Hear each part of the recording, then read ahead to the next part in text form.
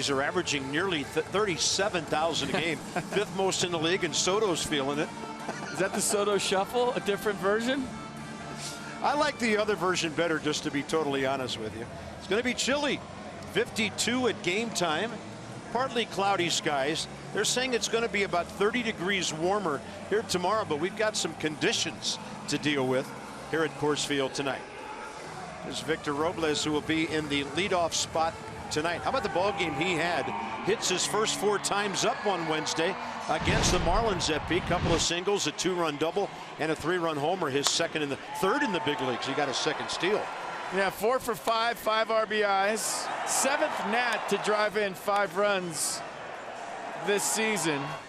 Zimmerman, Turner, Reynolds, Matt Adams, Murph, and Juan Soto also have driven in 5. But the 20-year-old thrilled us all the other night, and we're looking for more here right now. Yeah, guess who's leading off? He's now 14 for 51 in 18 games, batting .275. And then there's Trey and Bryce, Rendon, Soto, Reynolds in the middle. Ryan Zimmerman still not exactly 100%. Adrian Sanchez, Spencer Kieboom, and Joe Rossi will make a second career start against Colorado. But first up, it's his third start against Washington, and that's Kyle Freeland, 1-0, 3.72 against the Nats in those previous 2. Yeah, 25 years old, 6'3", 170. His 2.36 ERA is 6th best in all of baseball. Last start on the 23rd against Arizona, 2-0 win. 7 shutout innings on 7 hits, struck out 6 Diamondbacks, and it was his 10th consecutive quality start. Yeah, those home numbers are still blowing me away. As far as a guy being 9-2 with a low ERA and a low opponent's batting average in a place like Coors Field. Hey, here's the Rockies defense tonight. Dahl, Blackman, Gonzalez, the outfield. Story, Arenado left side. LeMahieu, Desmond right side. Chris Iannetta doing the catching. We know the first baseman a little bit. He's having a nice season. 21 homers, 86 driven in, playing first base. Yeah, he's been a man of many positions since leaving the Nats, going to Texas and now landing here in Colorado. So Freeland's ready. Victor Robles is ready. It is 6:11 local time out here, 8:11 back home, and we're underway with a high fly ball out of play off the bat of Robles. So he's played 19 big league games this year, has 14 hits, 10 RBIs.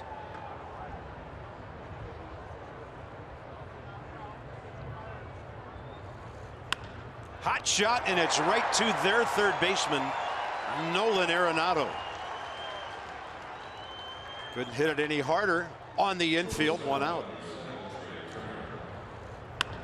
Yeah, playing halfway for the bunt. Good swing. That'll bring in Trey Turner and then Bryce Harper, the next 2. Trey coming off that big game here last year, that big series really. 365 career against Rockies pitching, and there's another line drive. This one, Trevor Story, 2 down. Yeah, that one got in on Trey a little bit. When you talk about what Freeland does well, he throws that slider in to right-handers. Opponent's hitting just 195 against that pitch, and he's commanded the changeup this year. Kind of a new thing for him. He'll throw it in any count, any time. Bases loaded, 3-2 pitch, game on the line. He has that much confidence in the changeup. So Bryce digging in. Fantastic numbers. The power numbers 11 and 46 since the All-Star break. Tied with Trey Turner for the team lead in runs scored. They both scored 101, 5th in the league. Check out this stat, Carp. Lefties have only hit 11 balls hard off Freeland all year in 152 attempts, 11 baseballs hard. That's crazy. 178 average against. He's owned lefties. Other side, and nobody can catch that one. Arenado was playing on a shade toward shortstop, and Bryce Harper gets the Nats' first base hit of the night. Reverse jinx worked. All right, there goes the no-hitter. Bryce Harper, inside-out swing. He's been hitting the ball all over. It looked like that was the plan, right? Hit it to left field. Step and a dive, first knock of the night. Pretty swing. And if you get one by that guy, you're doing something right. Yeah. Yeah, you get his uniform dirty without making it out. That's a real good thing. So here's Anthony hitting .391 over his last 22 games.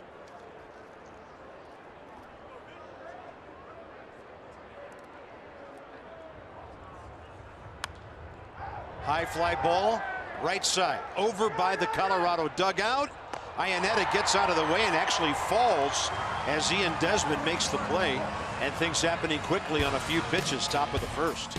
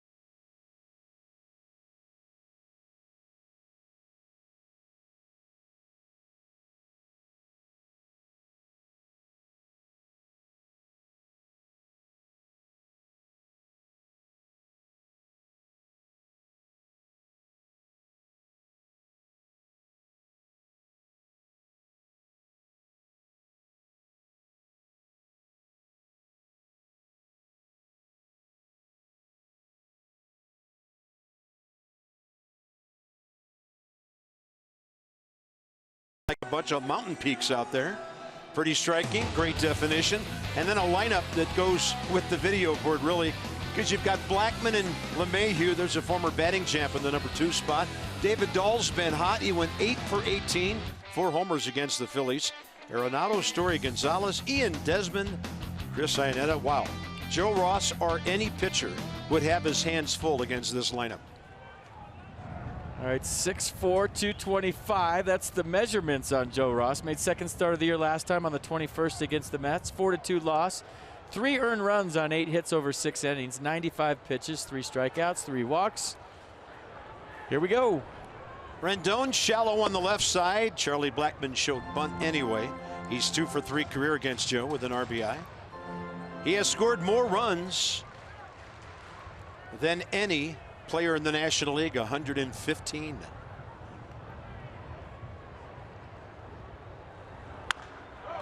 Right side, one hopper, Adrian Sanchez. The call at second tonight. All right, here's your Nats defense for game 160. 160 games. Doesn't that just sound weird saying it?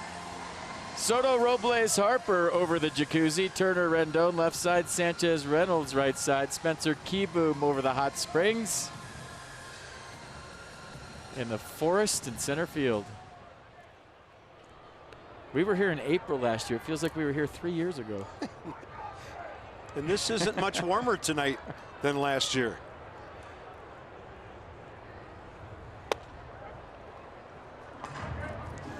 So LeMahieu at 280.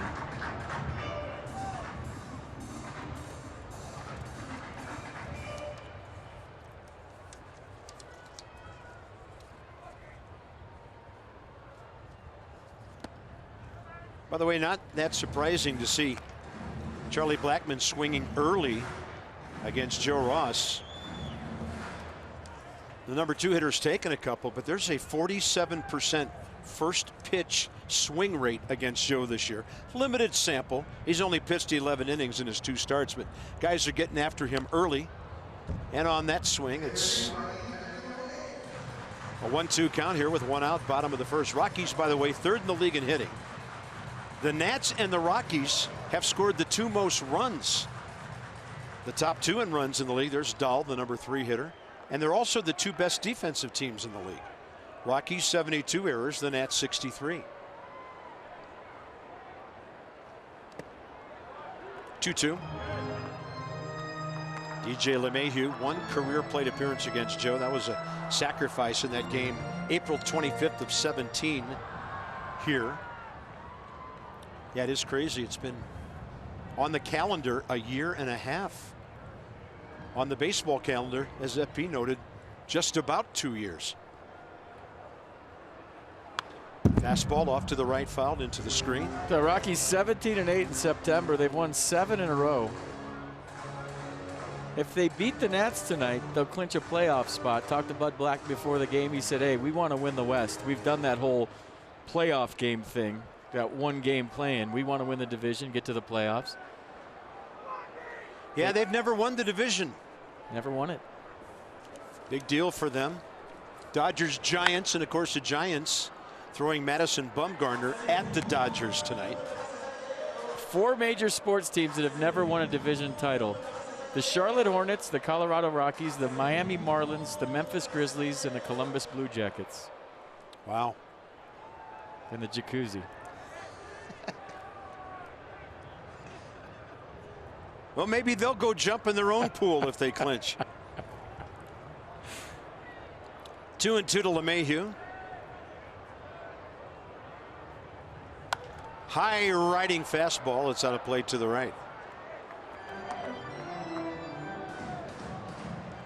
Yeah, they're going to go simple tonight. If they happen to beat Joe Ross and the Nats, handshakes, they have champagne available. They will put tarps up if they're ahead. But they're not going hog wild like they did last year because they came from behind to get the wild card. They're in first place now. They want to win the division. They have bigger and better things on their agenda. Extended at bat here now between Ross and LeMahieu. It's a great baseball man there, former pitcher Buddy Black. But it's a tricky thing, right? If you don't celebrate tonight, then you don't win the NL West, and then you lose the wild card game. You've never celebrated, really.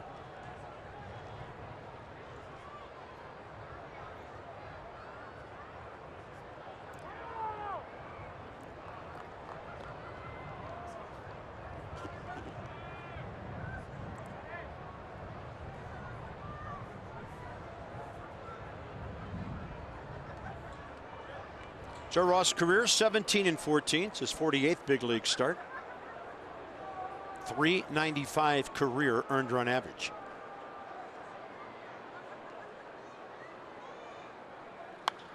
Another high riding fastball. And LeMahieu keeps fouling them off the other way, so he's not trying to do too much here.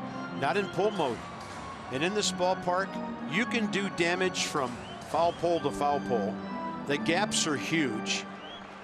The ball carries amazingly. And look where Juan Soto's playing. If you drew a straight line from him to the right field line, they would intersect about halfway between first base and the right field corner. That's how far he is toward the gap. It's a ground ball to Trey Turner's left. 2 down. Good battle, and Joe won it. 2 ground ball outs. You know, I have a telestrator. I can draw that straight line for you. Here comes David Dahl, who's a 24-year-old outfielder from Birmingham, Alabama, and he's making huge things happen for the Rockies right now. You talked about that Philadelphia series.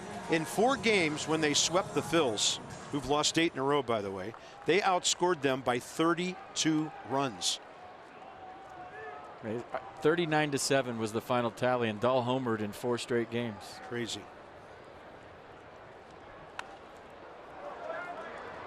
2 to left center, 2 to center. So he's a guy that's got power the other way. There's the numbers we're talking about. And this guy's a #1 draft pick. 10th overall player taken in the 2012 draft.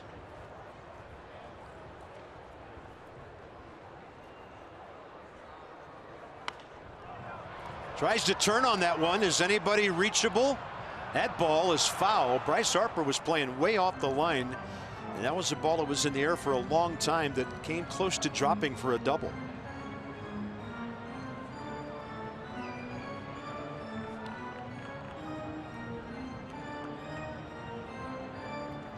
As with a lot of players, and David Dahl's no exception, he's healthy this year. Had all kind of rib cage problems last year. They kept him in the minor leagues for only 19 games. He hit .315 here in his first big league action 2 years ago.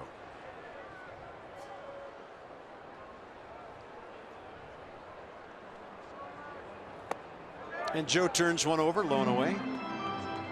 It's so funny. The Rockies are the most popular team in baseball right now because everybody hates the Dodgers and they want them to win. I told Buddy Black that before the game today. I said, you realize you're the skipper of the most popular team in baseball. The Giants push back Madison Bumgarner to pitch against the Dodgers.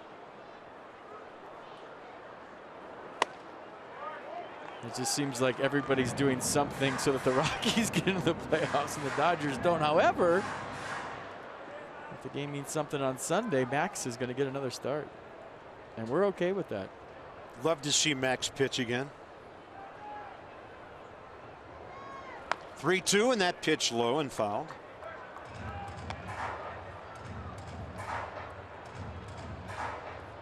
There's Max.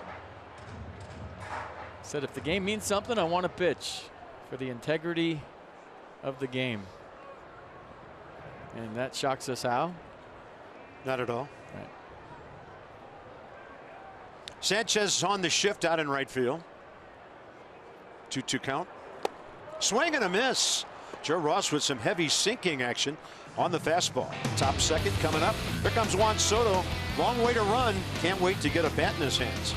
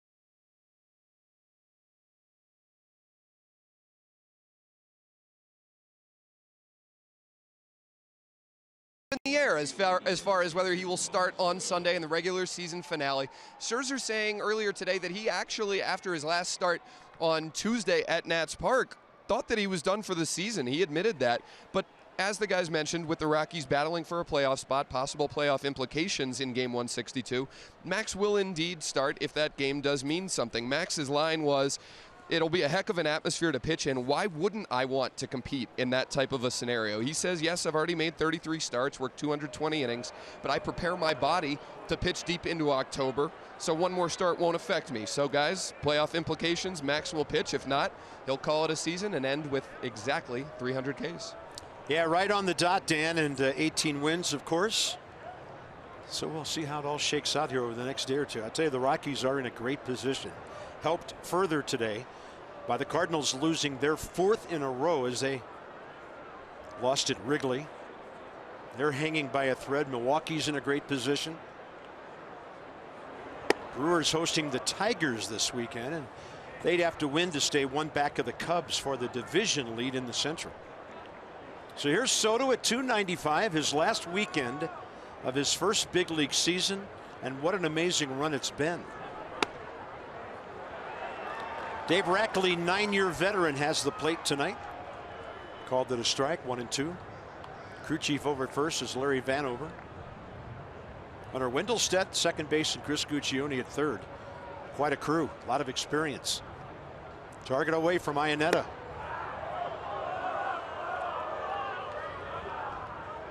Mercedes-Benz on a pitch away. Little cutter. And that is setting off the plate. He hit the spot, hit the target, but the target wasn't over home plate. Isn't Way it? out there again. It isn't again. Or so it seems from our camera angle in center field, like he's setting up in the right-handed batter's box. Yeah, we're at a pretty acute angle here at Coors Field with our center field shot. And it's added on by the fact that it's a lefty throwing, so he looks like his arm's about to leave the left side of the screen. Soto hangs in there and slams one off Ionetta's face mask. He throws that slider cutter thing 48% of the time to left-handed hitters. That's the second highest in all of baseball. So you've seen it a lot here to Juan Soto. Tries to tease that outer half with it and then run it off the plate and gets you to expand your strike zone.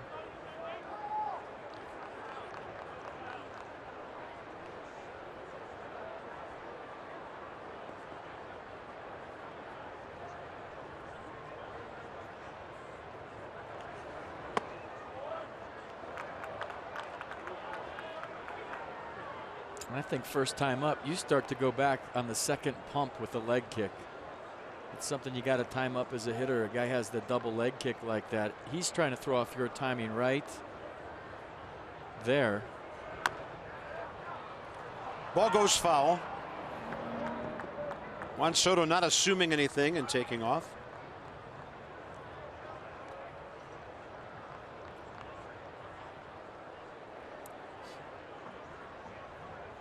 That guy knows a little bit about Coors Field, doesn't he? And Coors. He loves playing here. We're talking to him earlier. Who doesn't as a hitter, though? Yeah, Mark was here for 2 years, hit 44 homers, drove in 150 runs in those 2 seasons. Soto, high fly ball to left. Back is Dahl, still going, and he catches it right in front of the yellow line. Soto making a bid for number 22. Well, Juan Soto just found out that he just has to touch one here, and he's got a chance. I thought he kind of cut across that, didn't think it had a chance. Then I remembered, hey, we're in Colorado, and watch this. Just kind of drifts with it and right up against the wall.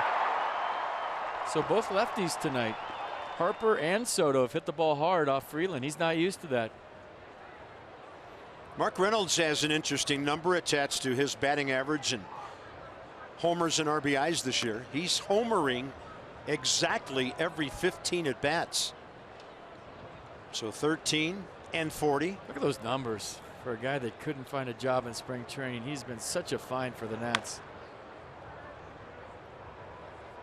Played a good first base, played a good third base, even played a little second. Comes off the bench with some pop. So 2 years ago, he played 118 games here. 282, 14, and 53. The year after that, he played 30 more games and hit 30 home runs and drove in 97. He pitched.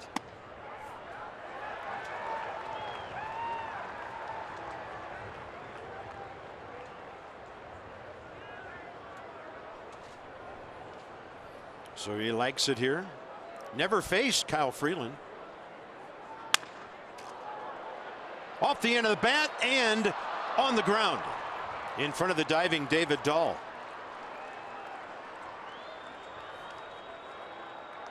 One on, one out. 2019 Nats Plus memberships on sale now. It's a great member benefits program. You get guaranteed access to potential postseason games last year, and you save money compared to single game ticket prices. Become a Nats Plus member. Visit nationals.com/2019. Chilly. It's a night to huddle here at the ballpark. It's chilly. Up the middle, base hit. Hard hit by Adrian Sanchez. He only had 3 hits on Wednesday, scored 2, drove in a run. He turned into a lefty killer, isn't he? Every time Davey Martinez gives him a start against a lefty, makes something happen. A little 2-out rally. Spencer Keyboom has a chance to put his team on top. Sanchez raising his average to 264. And here's Spencer Kieboom, has been on the rise lately. He had 2 hits and 3 RBIs with a walk on Wednesday.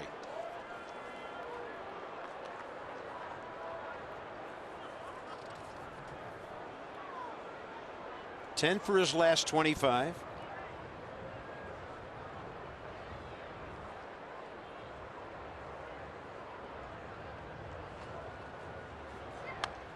Good rip. 2 homers, 7 RBIs. His last 9 starts. I think he wants to get some more pine tar. Bat kind of slipped on the swing. Go back to the circle, load it up. Little rosin. Now we're ready. I mean, look at his bat. Does he really need more pine tar? Sometimes that can dry up, though, especially in dry air. I mean, there's got to be an ounce or 2 extra there, doesn't there? Yeah.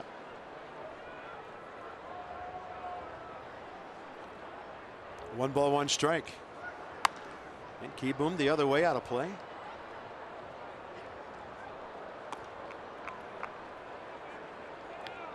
This is interesting. First 7 batters, the Nats have 3 hits. There's the Mile High row. Up there where the seats are purple, that's exactly 5,280 feet of elevation.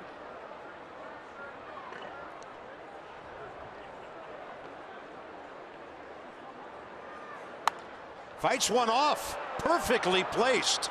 Bob Henley will hold Reynolds at third. And the Nats, as the crowd groans, have the bases loaded with 1 out. And a good athlete, a pretty good hitting pitcher, Joe Ross, coming up.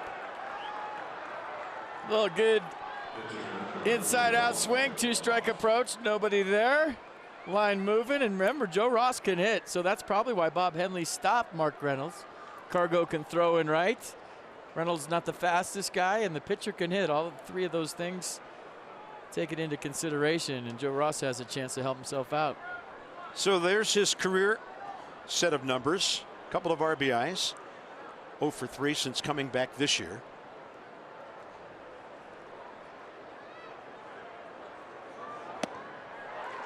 Freeland goes to work with a 92 heater low, and Joe couldn't get to it.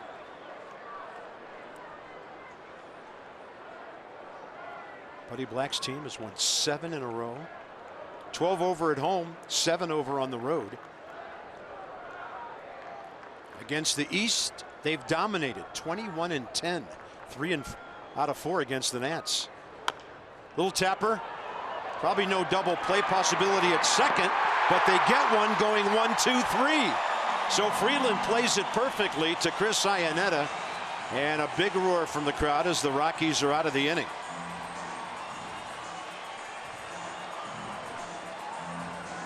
Nats are having a look at the play at first. Rockies lead the National League in double plays. They now have 156.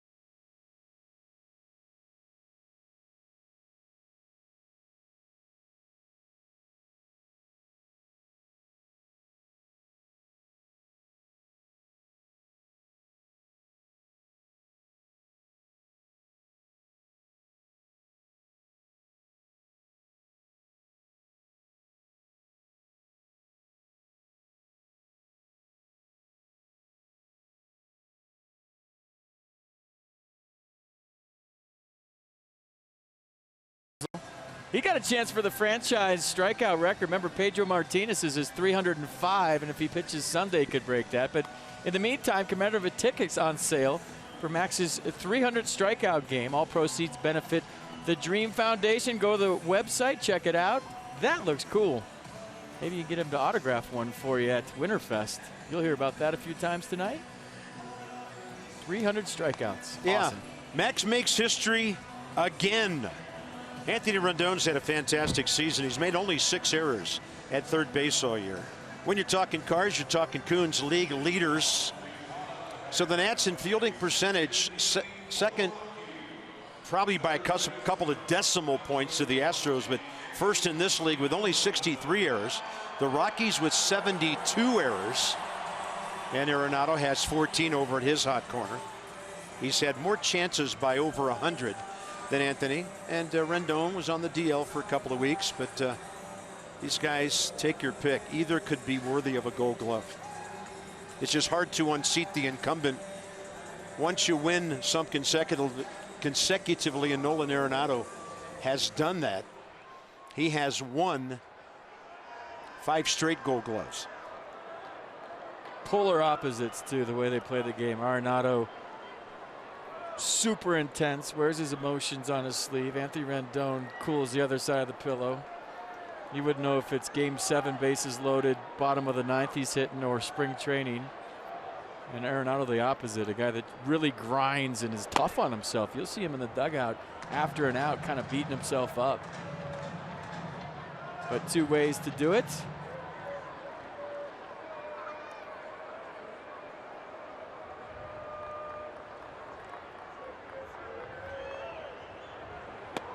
Great slider.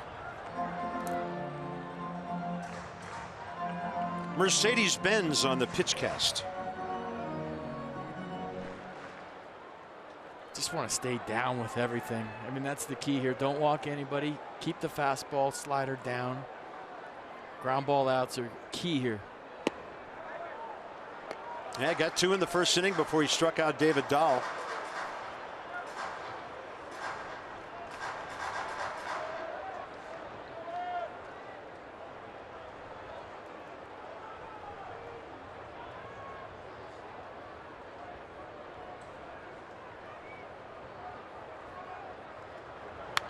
That pitch was up a bit and off to the right it goes. Let's have a look at the home run chart, because Bryce is up there, Arenado is up there. Trevor Story right behind Matt Carpenter, who recently hit his 36th. That guy hits him far, though. Story, oh my goodness. Javi Baez and Jesus Aguilar are the other 2 with 34. 1-2 to Arenado. Slider away, hammers it to right center. Bryce Harper can't get to it. Sits at the base of the wall, taking away any chance Bryce had for a carom and a throw. That's Nolan Arenado, 8th in the league in doubles with his 38th. Yeah, just get it airborne in this ballpark and watch it fly. Nice adjustment to the slider before. Look at him go down, really bury his head on the outer half of the plate and smoke that one in the gap. Bryce took a good route. That just was hit too hard. It's also Arenado's 74th extra base hits, in the top 5 in the league in that category. So here comes Trevor Story. He has 35 home runs, 42 doubles, and leads the league with 83 extra base hits. He's got 7 home runs this year, over 450. That's the most in baseball. The closest competitor doesn't have more than 3. You had a good left-handed batter who's having a nice veteran season. Carlos Gonzalez on deck. And I was told by Rockies people today that he deadlifts 550 pounds. And when you look at his legs, that's the power source. Yeah, you can see that. 25 years of age. #1 pick by the Rockies, 45th player taken 7 years ago out of Irving, Texas high school. Great block, Spencer Kieboom.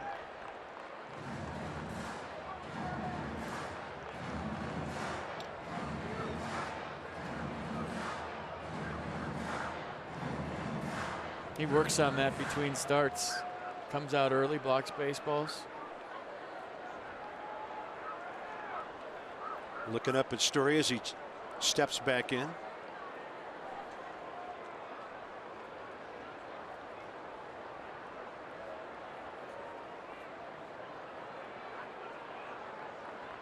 Up on the balls of his left foot there.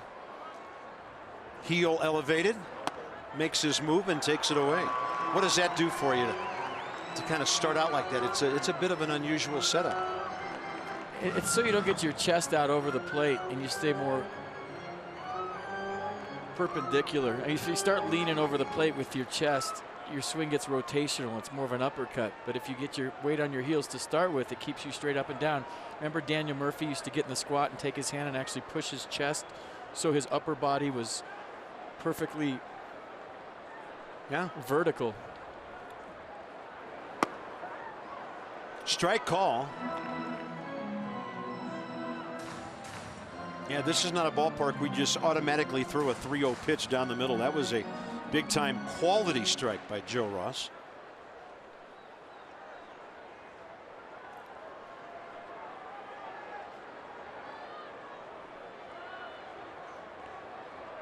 See him leaning back. Inside, 2 on, nobody out.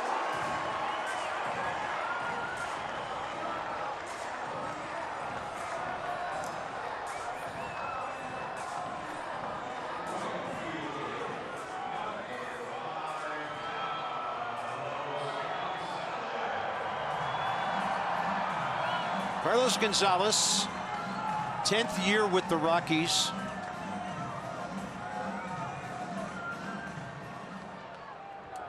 This guy drove in 100 runs as recently as 2 years ago. He's 4 for his last 9. Base hot, 4 RBIs against the Phillies. And along with Charlie Blackmon, he gives this lineup great balance because they can't be right-handed heavy. But with Blackmon up in the #1 spot and Cargo where he is, that's a good thing for Colorado. And it is a swing, says Chris Guccione down at third base.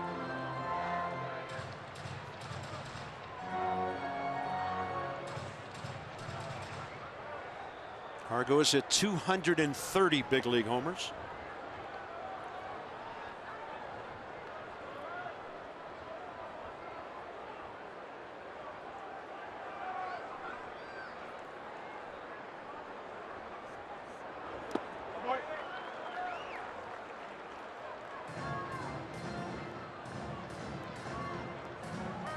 I wonder if there were Dodgers still in the clubhouse in San Francisco that saw the 1-2-3 double play. And we're sitting there rooting for the Nats. Yeah. You know there were. It looks like they just started just in the 2nd inning in San Francisco. Yeah, they're in enemy territory, AT&T Park with Bumgarner tonight.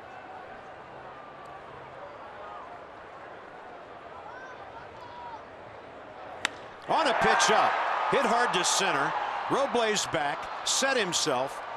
The throw into the shortstop, and that keeps Story at first as Arenado goes to third. Tremendous base running by Nolan Arenado. He saw Robles going back on the line drive, and with the momentum going toward the center field fence instead of in, watch him go back. Nobody out, you go back. And watch Robles take this last step back. And that was the green light. Maybe if he's coming in on that, Arenado takes 3 hard steps, and there's 2 of the best third basemen in baseball, if not the 2 best. A lot of respect right there. Going both ways. That was great base running. So, 1st and 3rd, and here's the Desmond. As we mentioned earlier, Ian not hitting for high average, but look at the RBIs. Really, that's all that counts. What do you produce? How many runs do you score? How many do you drive in these days?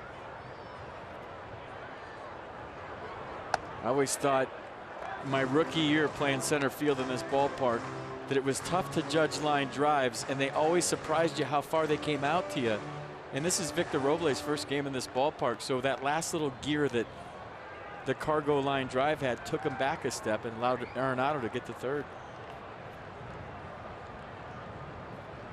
After a while you get used to it, but at first it could be tricky out there. Tapper, chance for two, turned by Turner. So the teams trade double plays to end the top of the second and the bottom of the inning. Joe Ross keeping the ball down, getting ground ball outs. No score after two.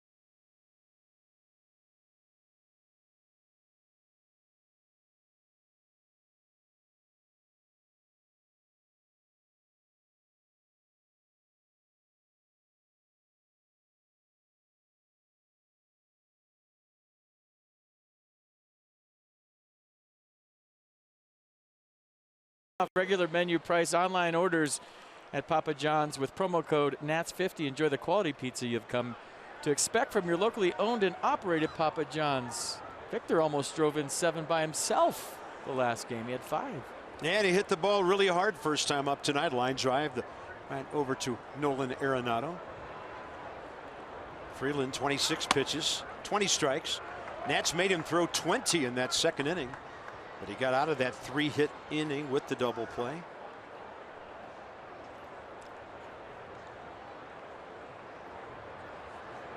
Robles bunting off the pitcher's bare hand and safe at first.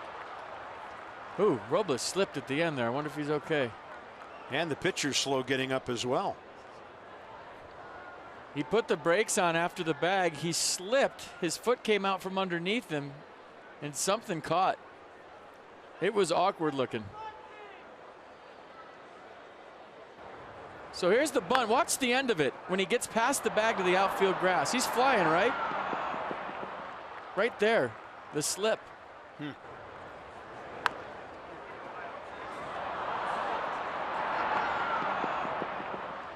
Yeah, he was trying to slow down in case that throw got away. Paul Lessard looking on with concern. That didn't look good.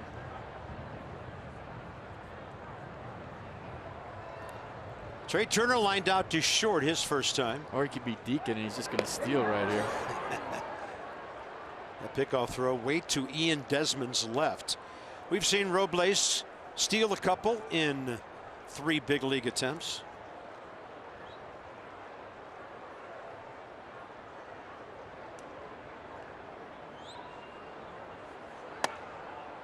He laid off the high fastball. Hard to do here. The last time Joe Ross pitched here, Trey Turner hit for the cycle. That was on the 25th of April last year. That was the game. That ball hit hard, but it's right at the left fielder, David Dahl. That took off on him. And he had to have a little jump at the end of that. So Trey Turner is 0 for 2 on line drives.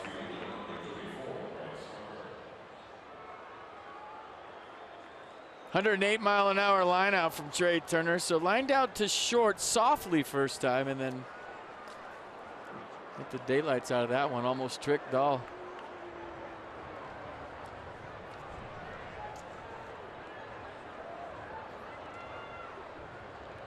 So here's Bryce, and Nolan Arenado's in a different position now than he was first time on the shift because there's a man aboard.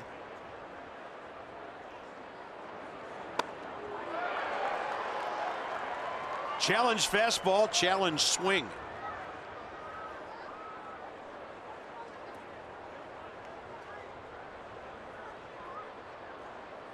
Have we seen him get all of one here? I think I say that every year. I just want to see him get one up in the third deck.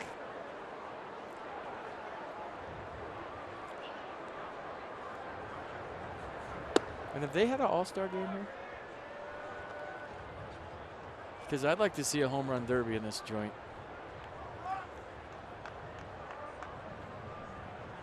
I think they had one here, but I want to see another one.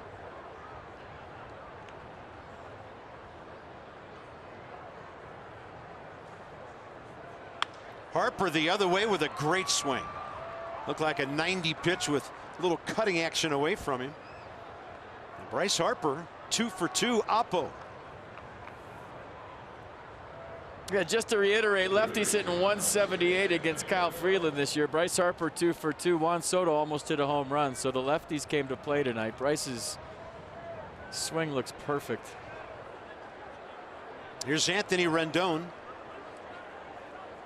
Fouled out to Ian Desmond first time over by the Rockies dugout.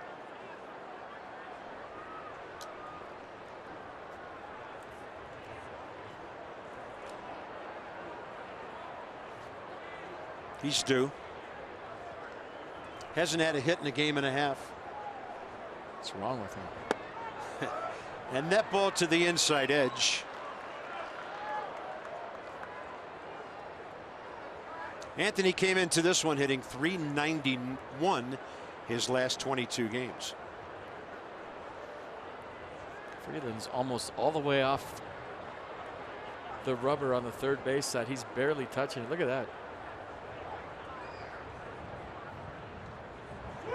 Somehow, and I double and triple checked this because I couldn't believe it when I saw it on the stat sheet. 120 career bats against the Rockies coming in, had never homered against them. 9 doubles, 8 RBIs.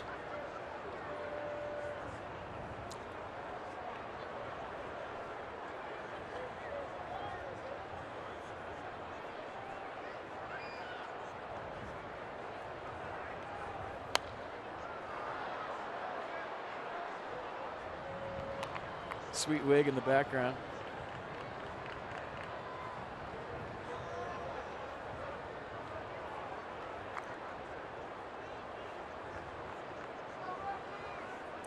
So over a week and a half or so, I mean, the numbers are just amazing.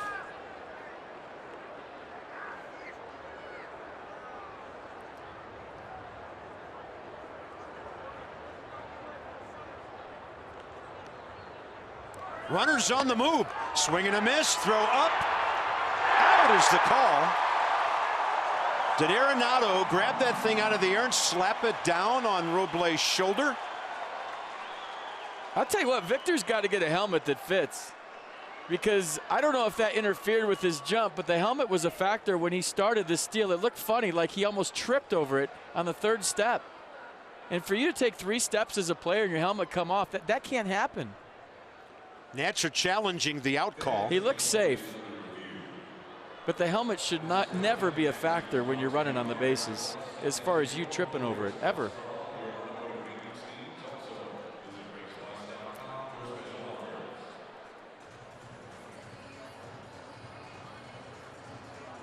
I thought he was safe, though.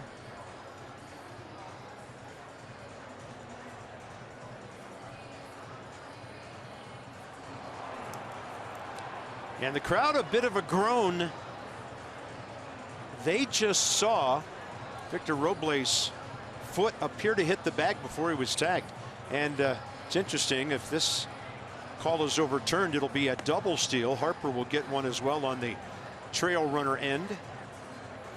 Safe. Not sure Arenado ever touched him. I know his foot beat it, and then he held the bag. Not even close. Play on. Here we go. Double steal. So Robles his 4th. Bryce Harper his 13th.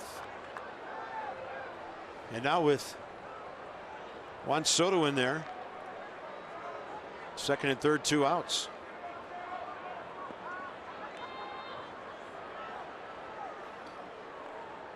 That was Freeland's first strikeout tonight.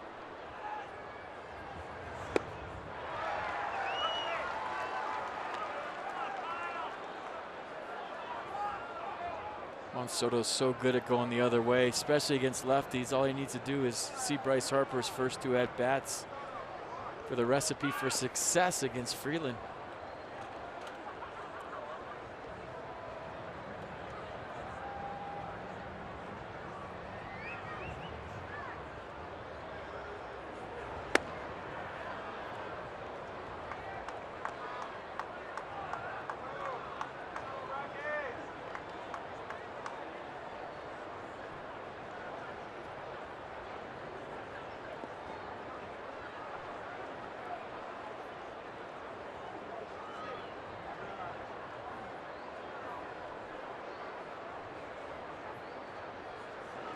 Soto can't get to it. Similar pitch to strike one. Now it's 1-2. Here comes the 2-strike approach. Sometimes, especially left on left, he's better when he's lower and choked up. Pulled off of that one. He was in pull mode on that pitch. There's always that temptation for a young player in this ballpark to see how far you can hit one.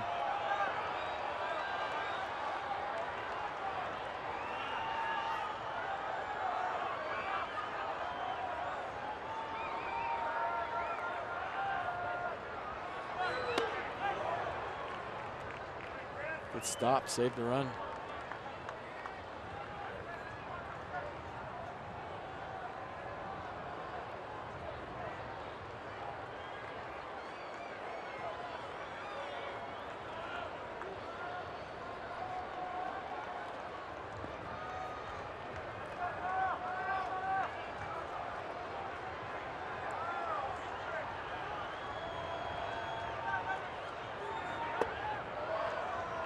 Big time shuffle. See that one? 3-2 now. The closer the pitch, the bigger the shuffle. Watch this one. What the heck? Get him a partner. Hitting with the stars. I'm telling you, get me on the show. 3-2 to Soto here. He will take it low and the bases are loaded. And Juan Soto walks for the 77th time. First issued by Freeland. Big spot for the former Rocky, Mark Reynolds. Hit one off the end of the bat, dropped a base hit into left field, first time up.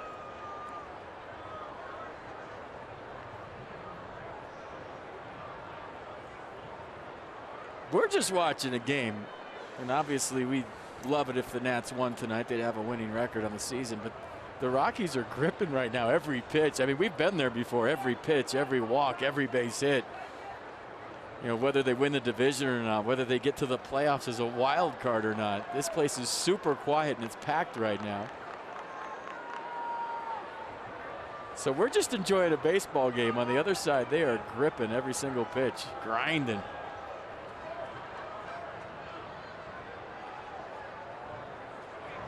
Way outside to Reynolds. There's an old saying, take them home with you.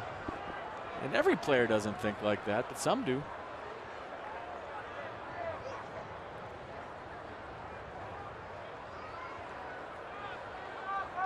Nationals have had 7 base runners already. 6 singles, 1 a bunt in this yard.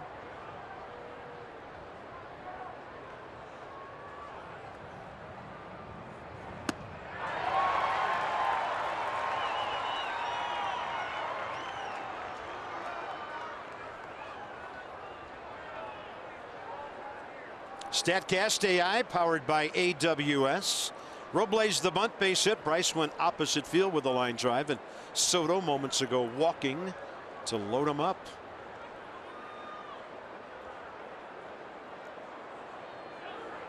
And Reynolds able to lay off that one pretty easily. 2-1.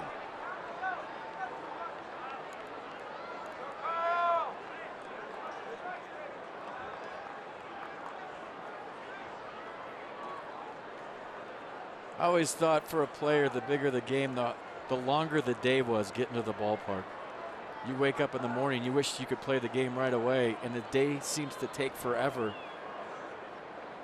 for the game to finally start.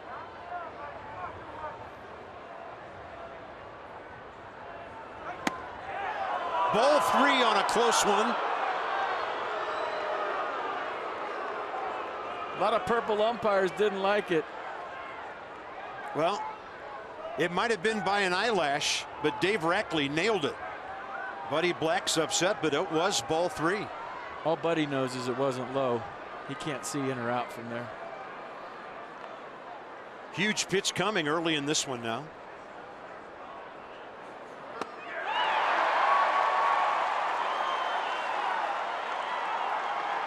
Place about to get loud.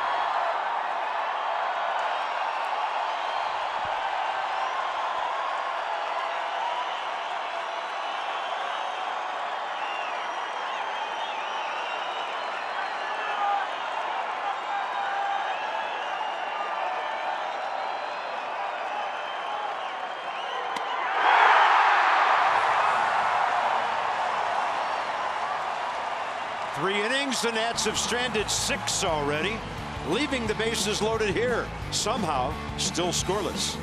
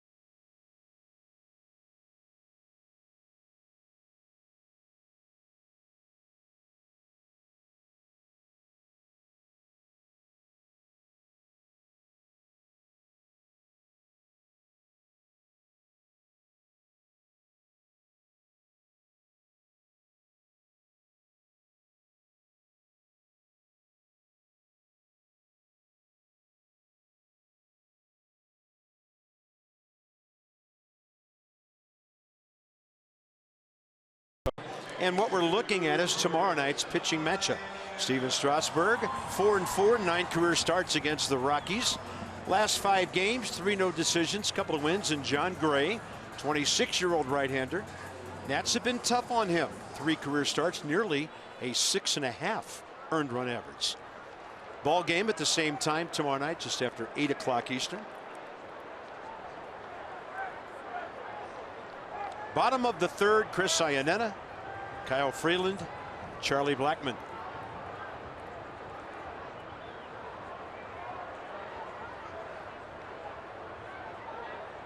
Iannetta against Joe Ross for the first time, and that one slipped.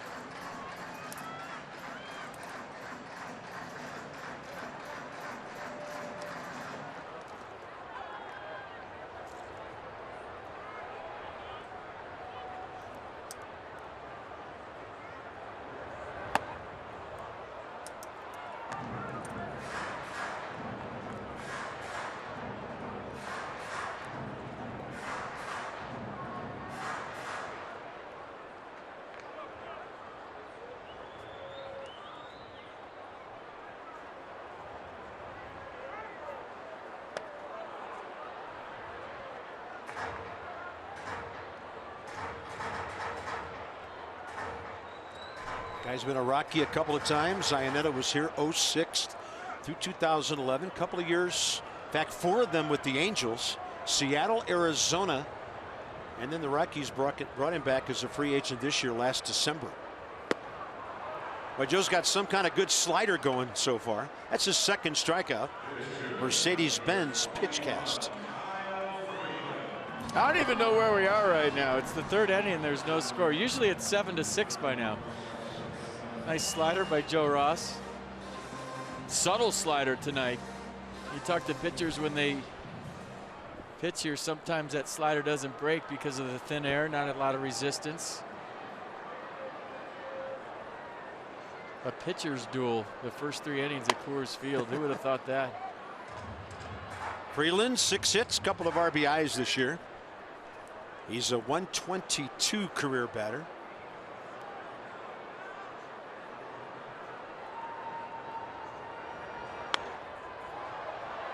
Pretty good rip.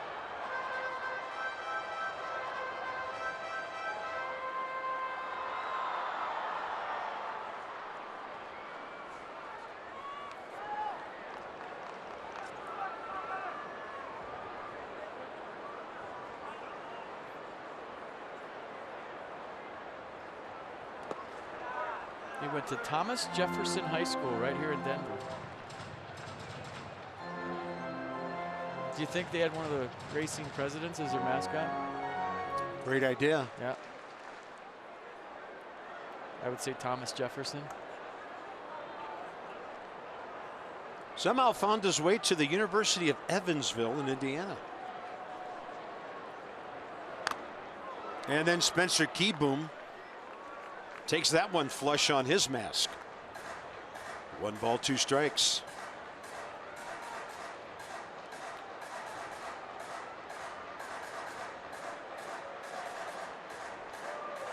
That's a blow on your hand kind of night here. My phone says 49, but it feels way colder than that.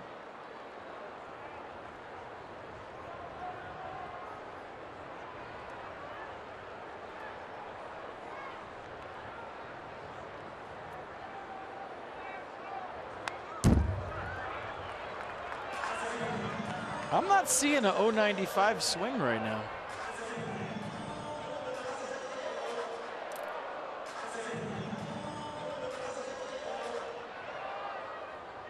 A lot of times the average can be deceiving with pitchers because they 2 sacrifice bunts and the 0 for 1 start to add up. You know, if you ground out once. Yeah.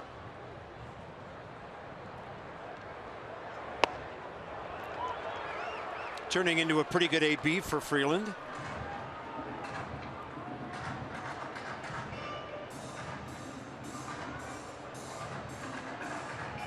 Only his 3rd career start against the Nats. 1-0, 3.72 in the previous 2. And on a pitch that was fading away from him, good job to get a bat to it.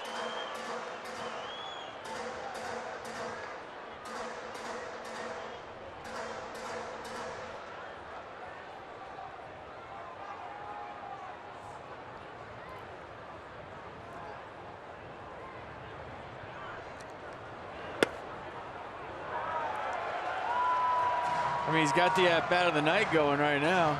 Joe Ross trying to finish him off here. 9th pitch coming.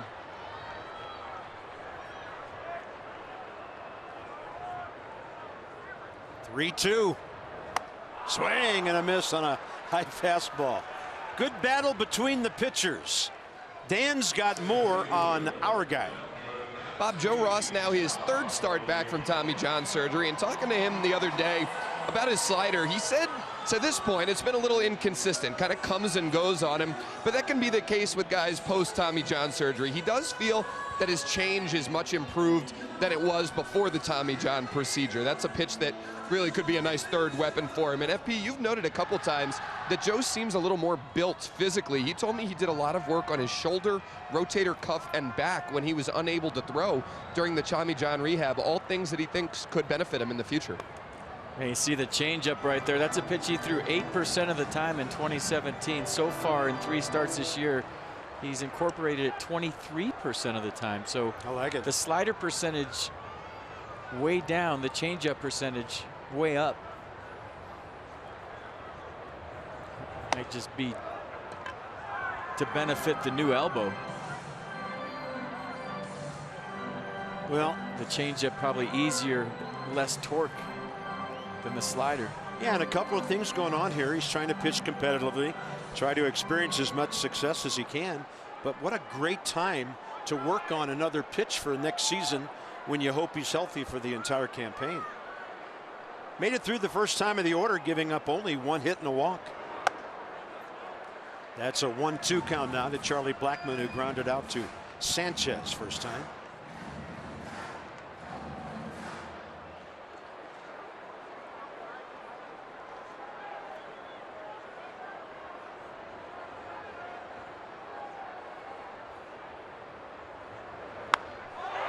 That ball down the right field line. Looks like a homer. It is.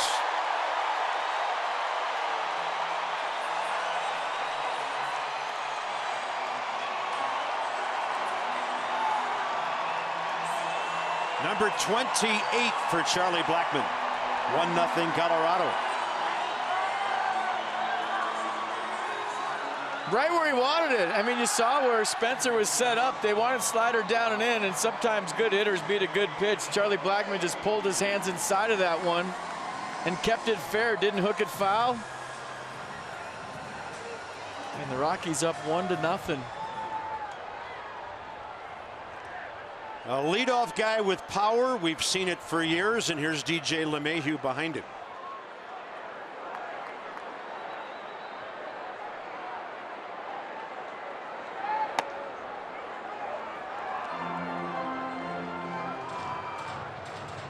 Yeah, you see a ball like that off the bat, you think it's going to hook foul, but he kept it in.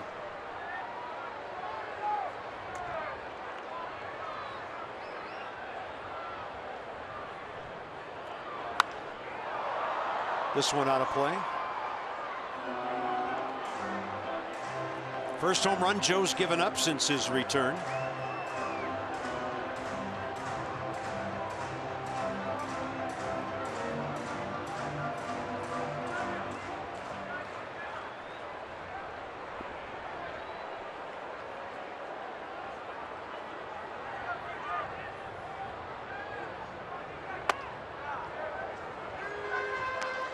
For the Rockies, that's their 198th home run. They are 3rd in the league. The Nats have 189. They're 5th.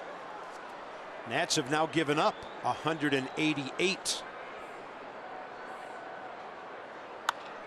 Hard line drive, and Sanchez right there. So the Rockies bust on top with a Charlie Blackmon homer. Bottom of the order ahead for Washington.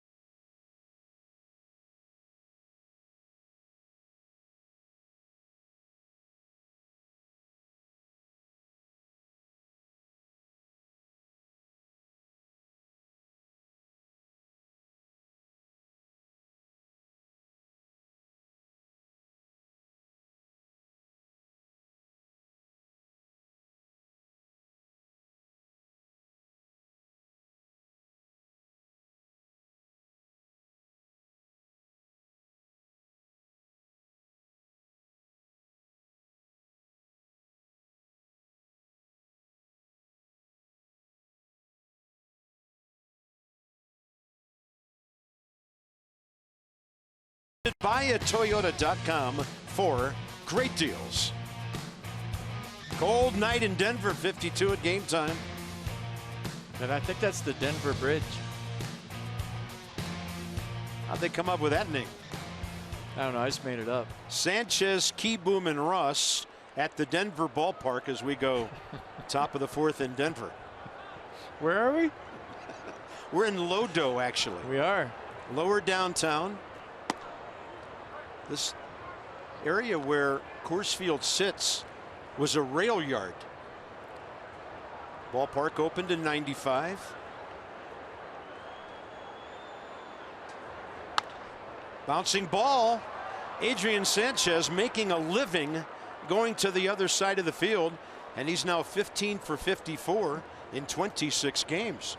Yeah, just a single, right? Show it again. Well, they've only played the Rockies a few times this year. This is bad scouting. How many times have we seen Adrian Sanchez hit the ball right there? He hits the ball to right field.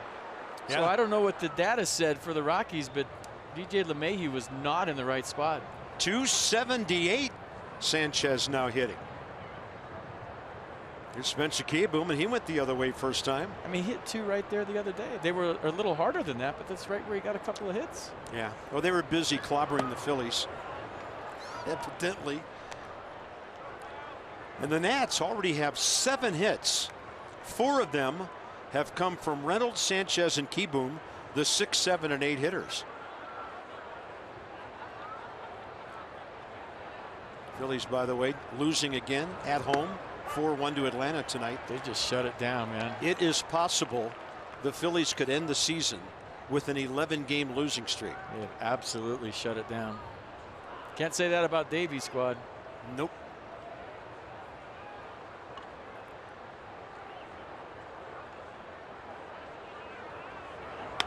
Keyboom is 2 for 2. Over the glove of Arenado. Sanchez stops at second. Great opportunity now for Joe Ross to move a couple of runners, trailing 1-0.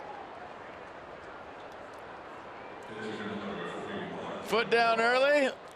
Little movement with the hands. Front shoulder closed. Nice swing. 2 for 2. Average climbing for Spencer. Where's he at now? 240 after that hit. He is 12 for his last 27 over a 10-game period. Joe Ross has 5 career sacrifice bunts. Ian Desmond ready to charge. He's already 10 feet, now 15 feet closer than the first base bag. Joe pulls the bat back, but it's a called strike. The Nats have had 1, 2, 3, 4, 5, 6, 7, 8, 9 base runners. Haven't scored. The Rockies have had 3, and they got a run. Yeah, Blackman made sure he couldn't get stranded as he touched them all. It's like a hockey game where one team dominates the zone and the other team gets a breakaway and they're up 1-0. Strike 2. Yeah, it's like the Nats have 8 shots on goal and the Rockies have 1. And the one and there's one in. Yep. Yeah.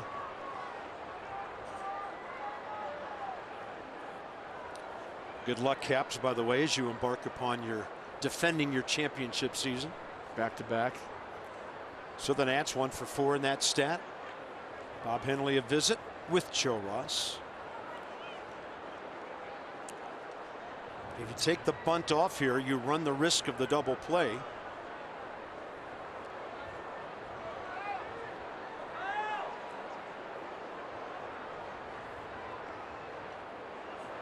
So the bunt's still on. He jabs at it and strikes out.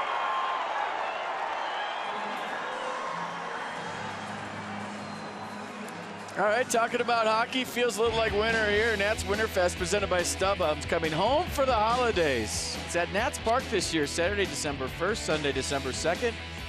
Fun for the whole family. Nobody does it better than the Nats. Early bird pricing available now, so purchase your tickets by, well, in the next 2 days, and you can save money. Visit nationals.com. Yeah, because we will not be around to tell you about it after Sunday. Let's go. Peters in the dugout. Top of the order, Victor Robles bunted his way aboard last time. Freeland falls off a bit toward the third base side. Victor kind of tucked that bunt in behind him on the first base side of the mound, and Freeland got to it, couldn't handle it. Went as a hit all the way.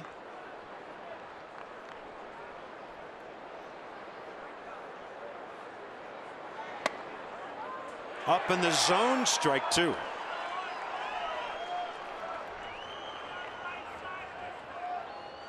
Got to be at the top, right? Not where you want it in this ballpark. Yeah, don't throw another one up there, Kyle Freeland. You might be behind 3-1.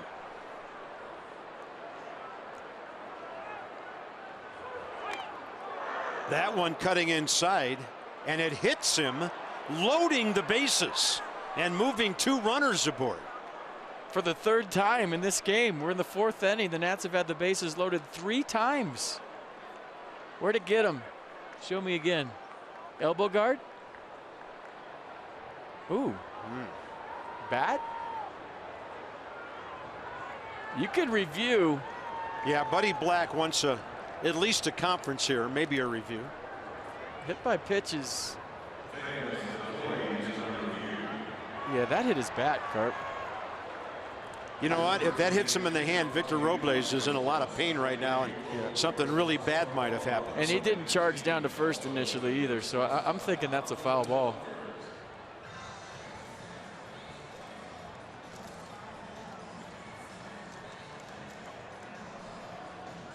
Oh, listen to the disco instant replay song in the background. Yeah, that looks like it got all bat.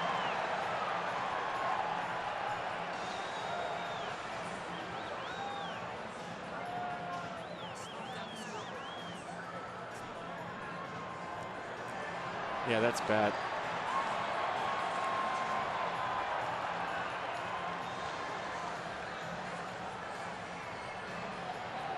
This won't take long. Yeah, it's not a tough one.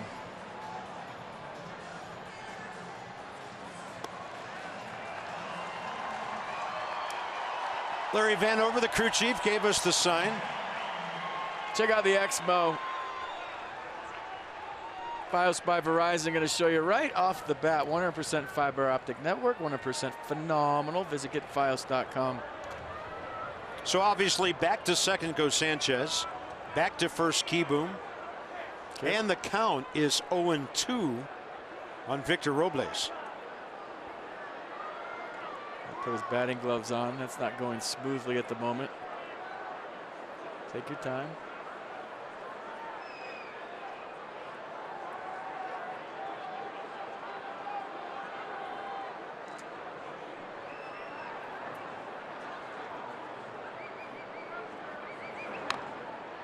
That one busting in on his hands. I'm going to go to iTunes, or at least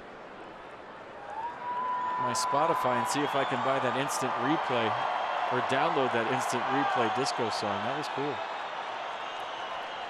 You know, for the off season, Carp. Yeah, yeah. I'm not with you on that one. Instant replay. It's cool. 0-2. So strikeout number 3 for Kyle Freeland, who's been in hot water in every inning, but he's made big pitches every time along the way. Now he faces a batter who's hit 2 line drives. Make today the day. PNC Bank takes us inside the numbers on what Trey did over a 4-game series here last weekend. He absolutely went crazy last season, by the way, not last weekend. We'll see what he does this weekend. He's hit 2 line drives. 1 to the shortstop, 1 to left field. Both caught. Came into this game 1 for 2 with a walk career against Kyle Freeland.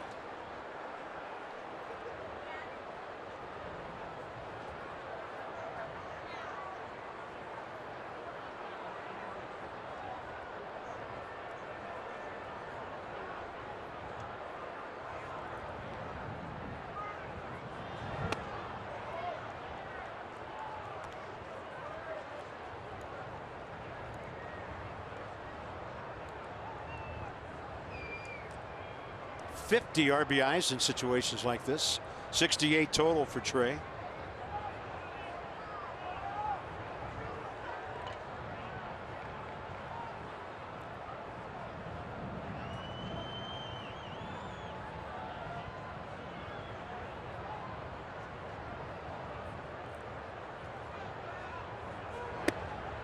Freeland holds on to that one way too long. His pitch count up to 65 here, with 2 outs in the 4th inning. A guy on deck's got 2 hits off him. Trey's hit the ball hard. He's right-handed. He's got a left-on-left matchup on deck with a base open, but still, it's Bryce Harper, and he's got 2 hits. Look at the inside-out practice swing he's taken, thinking about left field again.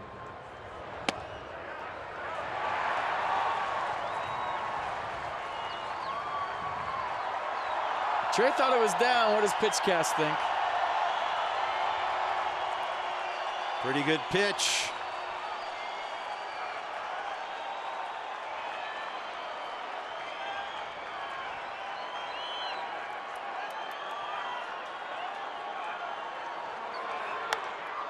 In the air, right center. Nobody was playing over that way, and that ball is on the ground. Trey Turner is heading for third base.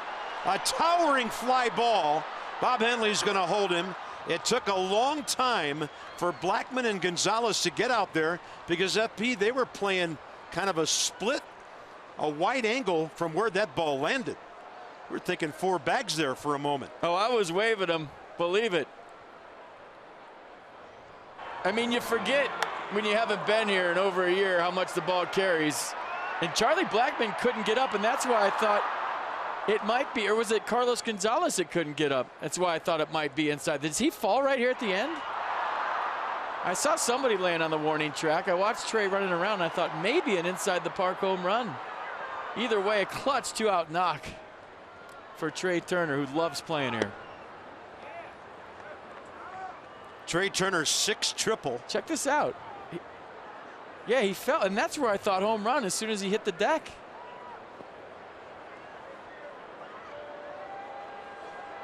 Nationals on top 2-1. They finally make Freeland pay, and he's pitching to Bryce Harper here in the lefty-lefty matchup. Bryce 2 for 2 going the other way. Trey Turner now 70 runs batted in. Can believe they just saw that in San Francisco. The Dodgers are definitely watching the scoreboard tonight. No score there. Look at Bryce, just like he did in the on-deck circle with that inside-out swing.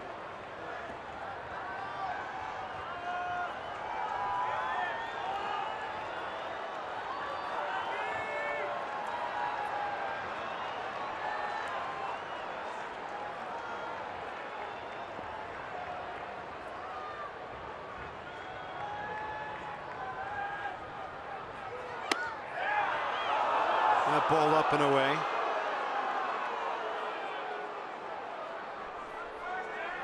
Rough night for Freeland. The Nats have 9 hits with 2 outs in the 4th inning.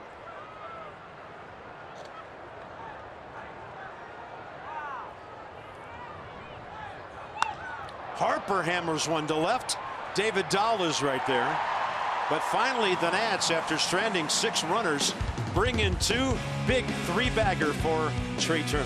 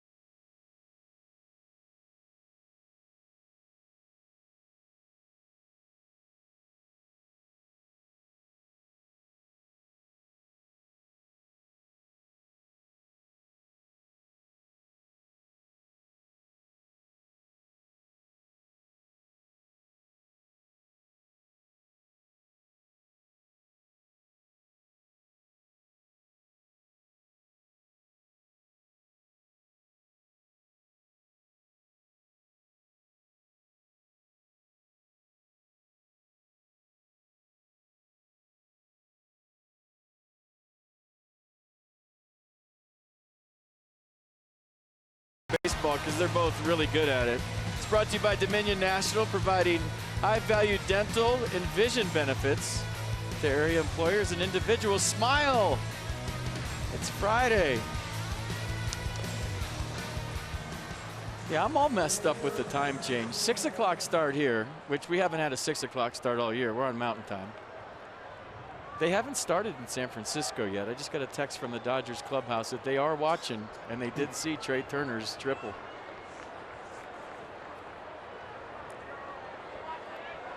We are at Coors Field. It's the bottom of the 4th inning, and this one has a long, long way to go, but what a big hit for Trey.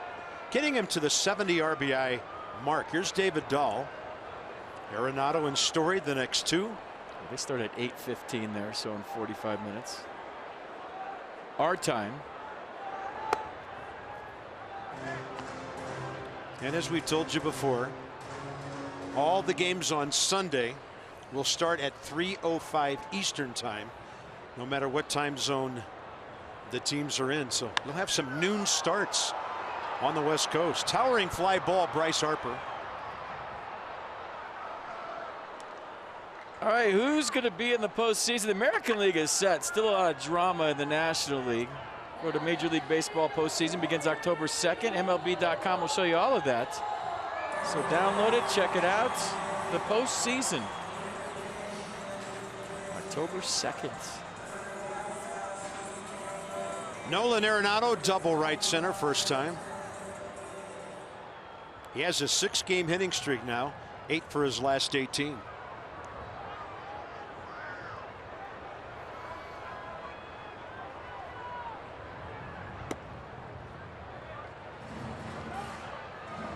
You know, I love that exchange that he had at third base with Anthony Rendon. That tells me a couple of things. You know, ball players greeting each other, that's nothing. But I saw a ton of mutual respect there. And, you know, Arenado's been winning Gold Gloves for a number of years. I think he knows that there's a guy at third base for the Washington Nationals that's right in his class. And that was really great to see the two of them interacting like they were. I think it'd be better if they fought, but whatever. Just dropped the gloves and went at it. I'm better than you, cage match. There's mutual respect. When you're a player, sometimes you pick out the guy at your position during a series and you want to play better than he does. It's kind of the game within the game. So, you know, if you're a shortstop, I want to play better than the other team's shortstop. And I'm sure those two got a little bit of that going on, even though they only play against each other about 6 times a year. Yeah. On a pitch away, Mark Reynolds way off his line. And Ross, a nifty backhand grab on his way to the bag. 2 down. There's a comparison we showed you earlier. Soaking it all in. Anthony with 6 errors at third base. Missed a couple of weeks on the DL. Nolan Arenado 14 errors at third with 152 games played. A lot more chances. And by the way, the third baseman in between them in RBIs, Eugenio Suarez of the Reds with 101. All-star. Yeah, he's had a great year. New star on the block. Here's Trevor Story, who walked first time. First base was open after the Arenado double. And then Joe Ross got out of the inning on the Gonzalez hardline drive right at Robles. And then the 1-6-3 ground ball double play.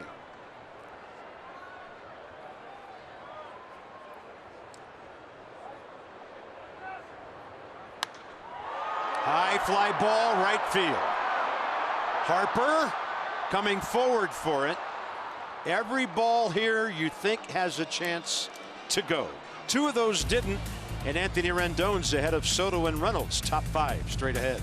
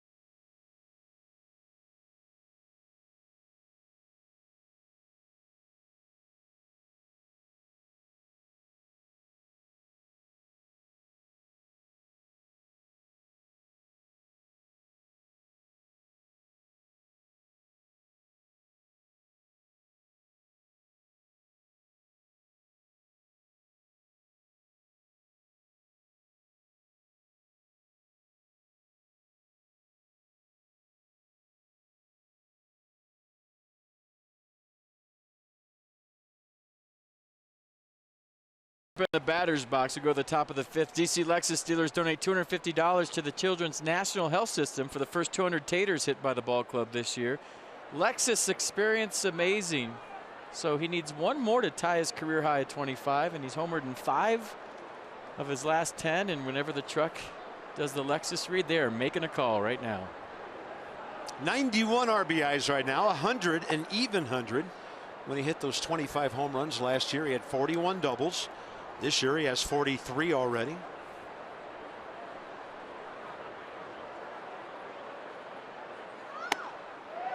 Tried. Freeland, by the way, 18 pitches per inning, 72 50 strikes in his first 4 frames tonight.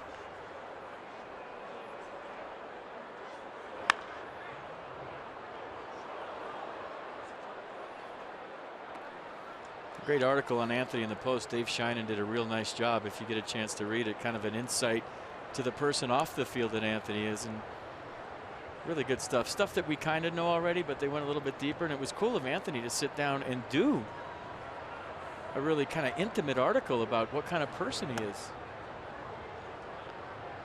Yeah, he'd rather deflect attention to his teammates. Well, no, well done, Dave. He just doesn't think he's important because he's a baseball player, and I thought that was so refreshing. So many times athletes think they're better than everybody just because they play a sport, and he doesn't. That one looks like it's going to drop. Anthony Rendon, a base hit.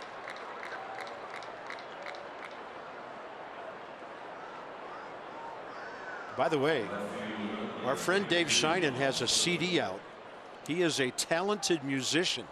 Check it out. Cool. Just released.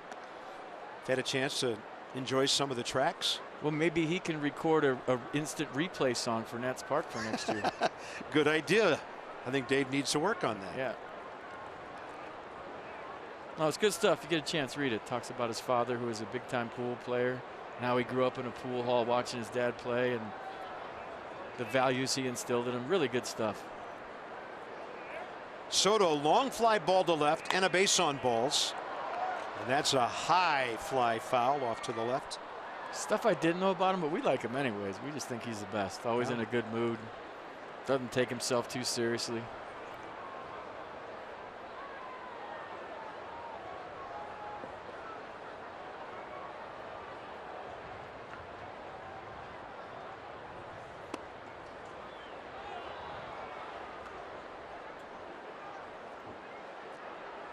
See that little dip he did between swings with his shoulder? He's telling himself, don't dip, stay on top. Breaking down his takes, that's how good he is.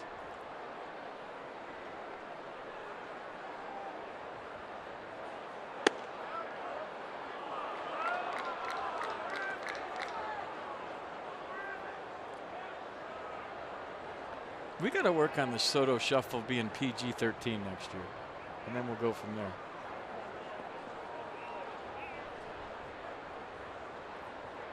Counting his favor 2-1.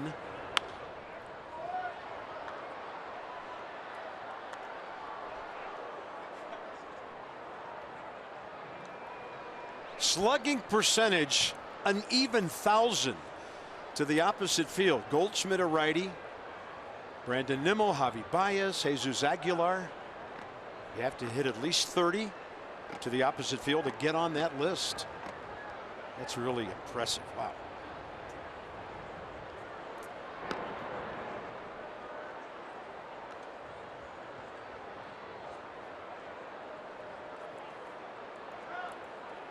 It's strange when I talk about him, other ball clubs, broadcasters, people around the team that haven't seen him. It's like I'm a proud dad. Oh, wait till you see this guy. His strike zone, his swing is beautiful. I mean, technically perfect.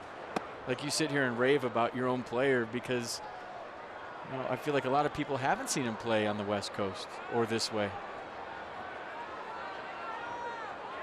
And just a real quick tutorial again. Slugging percentage, total bases divided by at-bats.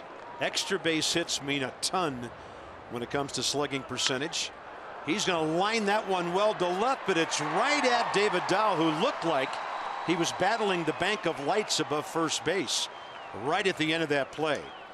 So Mark Reynolds replaced Ryan Zimmerman on Wednesday. Dan, he's starting tonight, so what's up with Zim?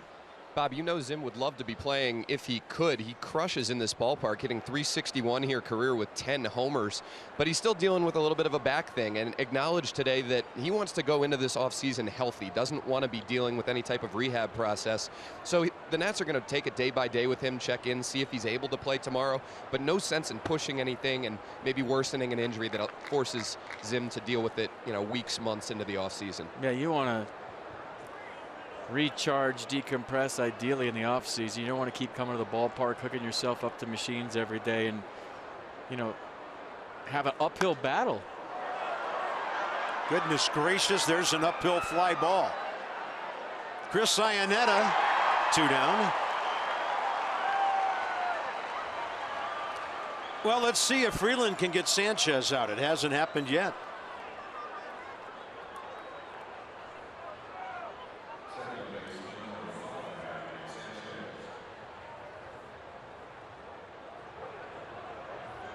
Adrian Sanchez now hitting .278, 2 for 2 tonight. He's 15 for 54 in 26 games. And he's 3 for 5 career against Freeland.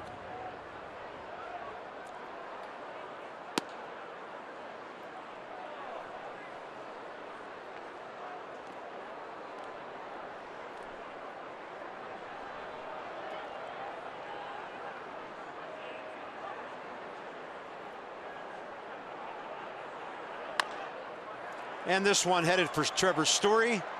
That's it for the Nats in the top of the 5th.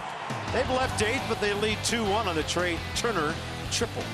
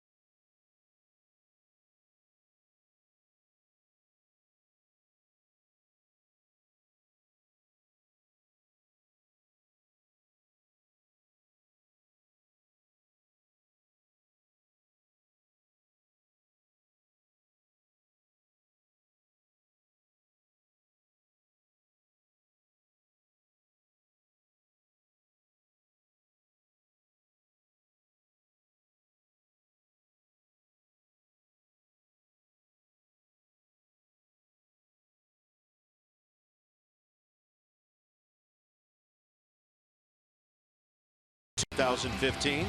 Maryland is open for business. Be part of the action at open.maryland.gov. Those are the Denver Geysers, all natural. Bottom of the 5th. Right down the street from the Denver Bridge. Yep. And we're here at Denver Park. MLB At Bat is your #1 Nats app in Maryland or anywhere else. Customize your experience to catch every moment. Get the Nats home screen icons, features such as live radio well, there's 2 games left. Download MLB At Bat today for 2 more games. Gonzalez, Desmond Iannetta, bottom of the 5th. Joe Rush, to this point, a run on 2 hits, 1 walk, pitched around that with a double play. 62 pitches, 39 strikes. And Cargo lined out hard to Victor Robles in center, first time up.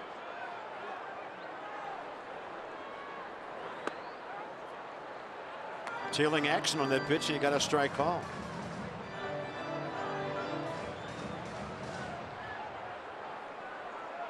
Ten hits for the Nats, 2 for the Rockies.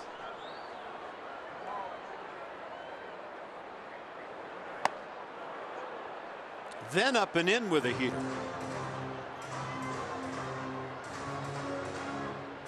Got their pickers ready. They drove through the night from DC last night.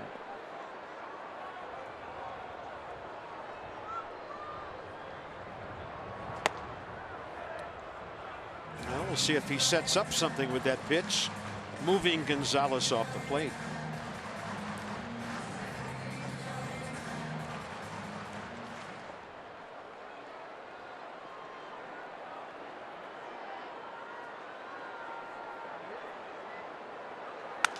Jams him.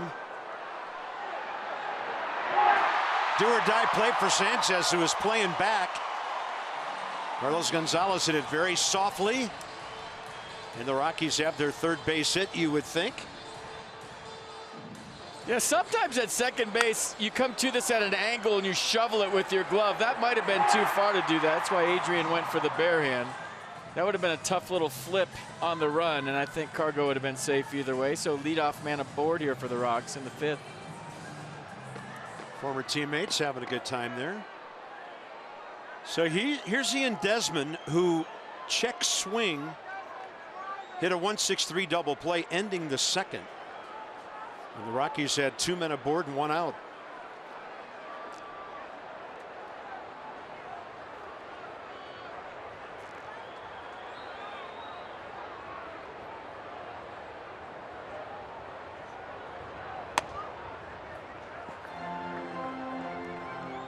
Ian had a rough first year here because he got hurt in spring training.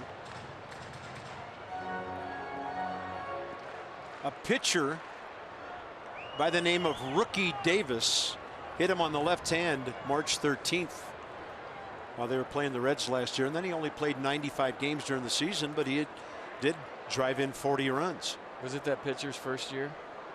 I think every year's his first year. That's high in the air to right center. And Ian Desmond has put the Rockies on top.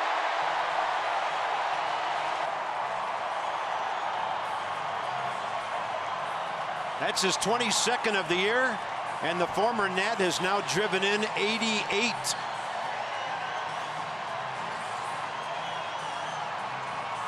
Huge swing for the Rockies, needless to say. Same pitch, first and second, same spot.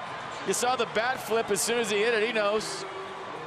Didn't show anybody up, but he's played enough games in this park to know that that's where the ball goes. That's why they raised the fence in right center. But even with the high fence, I think that was put in last year. That's still a home run, and the Rockies take the lead 3-2 on number 22 for Ian Desmond. Yeah, that's always been the jet stream here, right center. Nobody out in the 5th, and here's Chris Iannetta.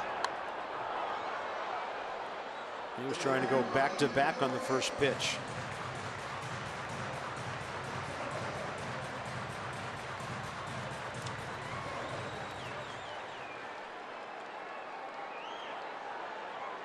Ian Desmond now has a 5-game hitting streak, 6 for 17.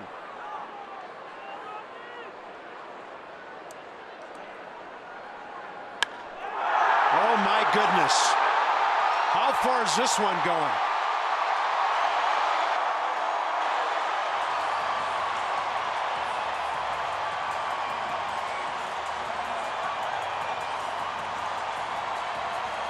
That's his 11th.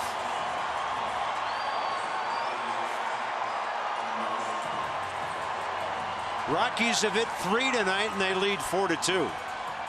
Well, that's what they do. You saw the first swing, Carp. You were on it. He was trying to go back-to-back. A mighty hack for strike 1, and then he barreled up the baseball in the second swing. That was 469 feet. Derek Lilliquist to the mound. Infield hit. And then 2 impressive homers by the Rockies.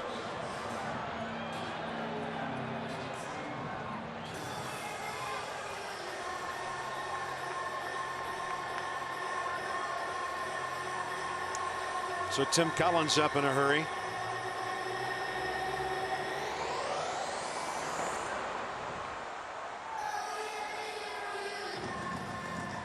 Does the humidor just break about, I don't know, say in August? Because there was no humidor in those 2 baseballs.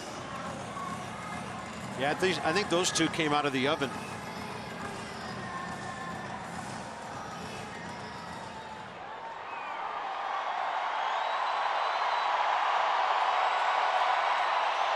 So this big crowd was waiting for some offense, and they got it here in the 5th. Nobody out. Kyle Freeland, the hitter.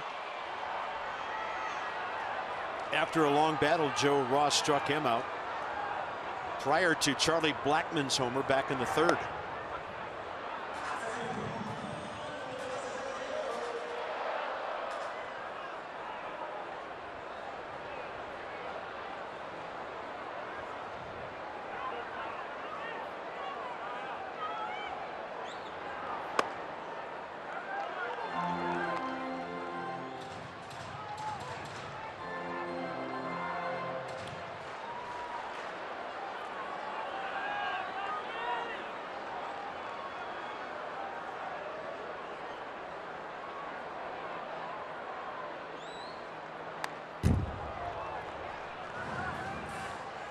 And Joe leaving some balls up in this inning, 1 and 2 on that foul ball.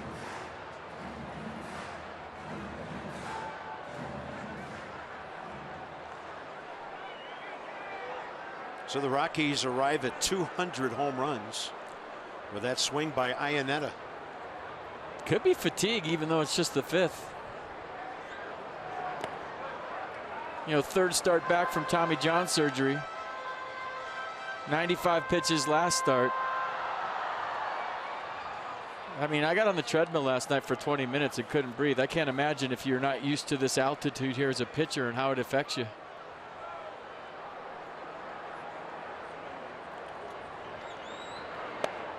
At the knee, struck him out. Number 4. And I believe Kyle Freeland walked away and told Dave Rackley, I'll take that when I'm pitching. Clearly a strike.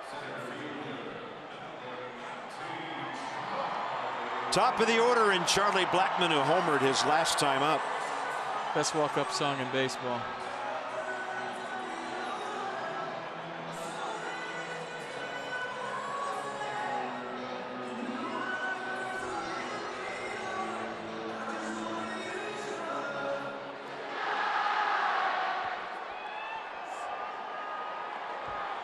Fan participation.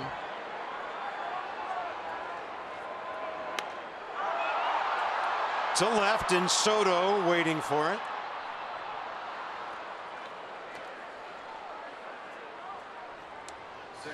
Let's have a look at our minor league insights. No better time to act than today. PNC make today the day. Ben Brameyer, minor league co-pitcher of the year in the Nats organization. Whole bunch of awards were given out this week. So he started at Potomac, made 11 starts at High A after he departed Hagerstown. Pardon me, Hagerstown on the way to Potomac. Great ERA, strikeouts, opponent's batting average. Well done, Ben. Justin Miller now joins Tim Collins. Warming up in the Christmas tree farm. Here's DJ LeMahieu. Nice slider to the outer edge. LeMahieu 0 for 2. Ground ball to short, line drive to second.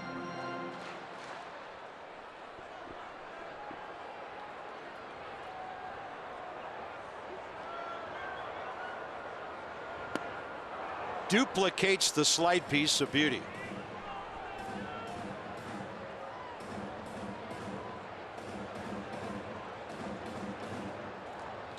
Well, Joe due to bat second in the 6th. This could be it for him, the way the bullpen's working. You would think so. And 3 consecutive 87 to the outer edge.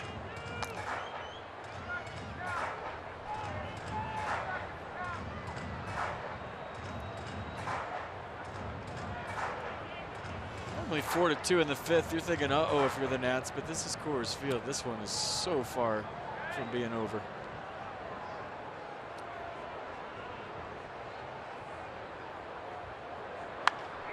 If this was the 8th inning, we'd be saying that. Yeah. Although the Rockies bullpen has been the best bullpen in the National League in the month of September. They are good. Wade Davis has 42 saves. Lowest ERA, lowest average against. They got some other electric arms out there too. Had him reaching. Trey Turner on the run and the jump. And a stretch by Reynolds for the final out. Bottom of the 5th. Spencer Keyboom will lead off. He's 2 for 2. And the Rockies have retaken the lead.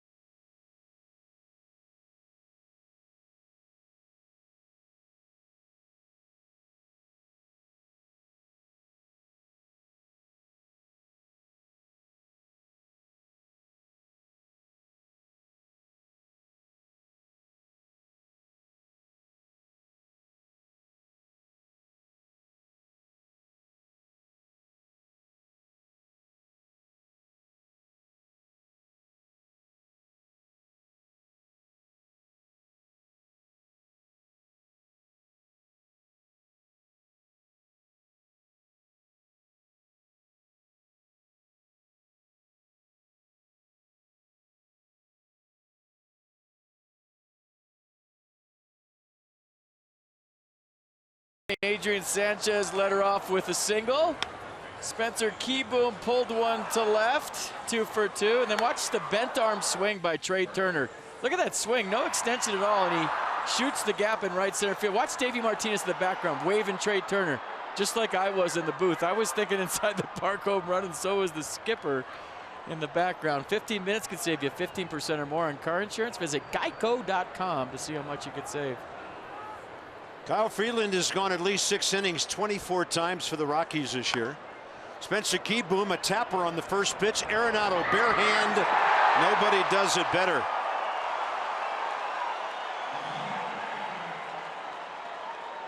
As soon as I saw this, I'm thinking that's an out. Look at the arm strength. I mean, that's a bullet on the run. We've seen Anthony make this play. We've seen Ryan Zimmerman over the years make that play, but Nolan Arenado just got some steam on that throw on the run. That was impressive. Michael A. Taylor for Joe Ross. Joe Ross will throw 81 pitches, 54 strikes. 5 runs on 5 hits. Pardon me, 4 runs on 5 hits. Joe struck out 4. Walked 1.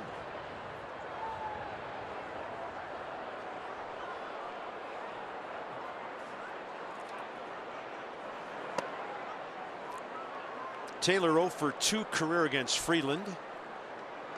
And Michael A. has 4 pinch hits with an RBI this year.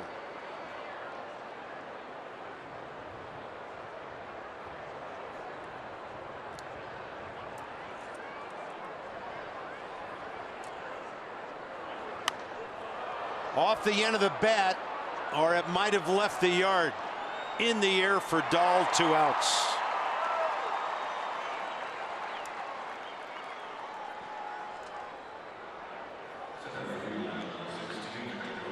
So the Nats box score, I mean, hits and runners all over the place.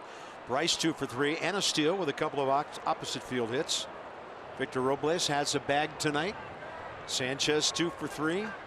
The big blow, the Trey Turner 2-run triple with 2 outs in the top of the 4th. Nats have stranded 8.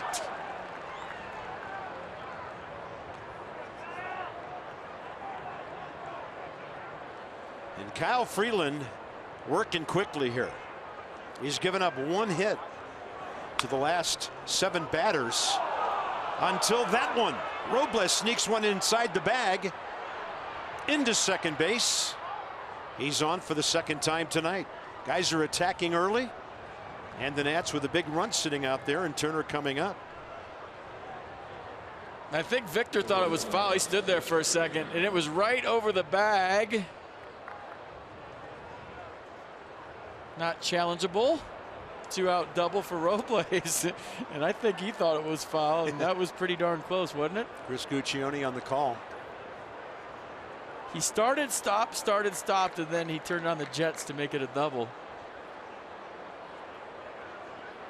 Yeah, you always wonder how the base umpire freezes that ball in time to determine if it's fair when it goes over the bag. It's just got to be the toughest call.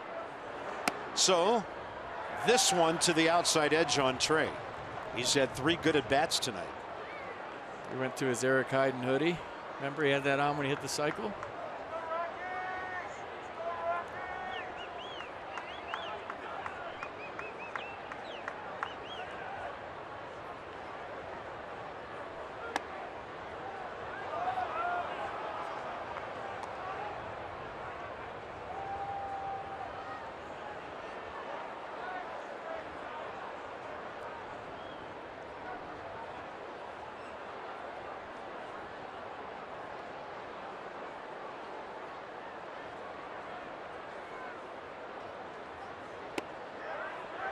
That's a tough pitch inside edge under the hands. Right in the corner. Good frame too by Iannetta to get the call.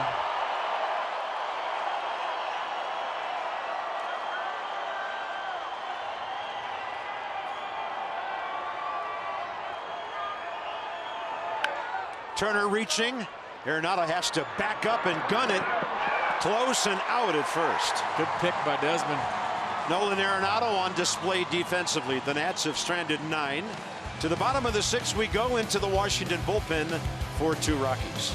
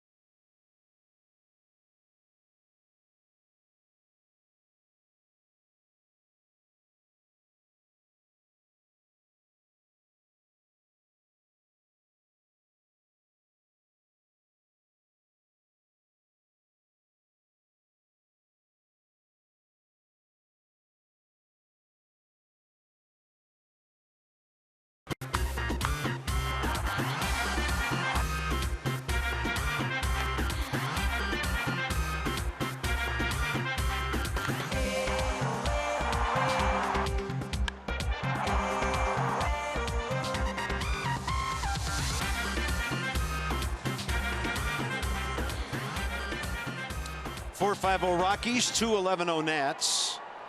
Here comes Sammy Solis. Choose a winning team for your vehicle. Jiffy Lube for value and convenience. JiffyLubeDC.com. So for Sammy, appearance number 56. Yeah, fastball, mid-90s, curveball change. David Dahl faces him for the first time.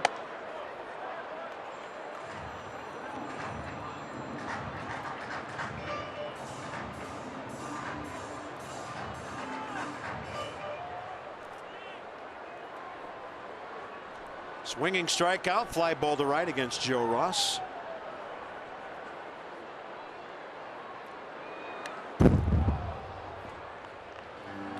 And Solis delivering a couple of high heaters there.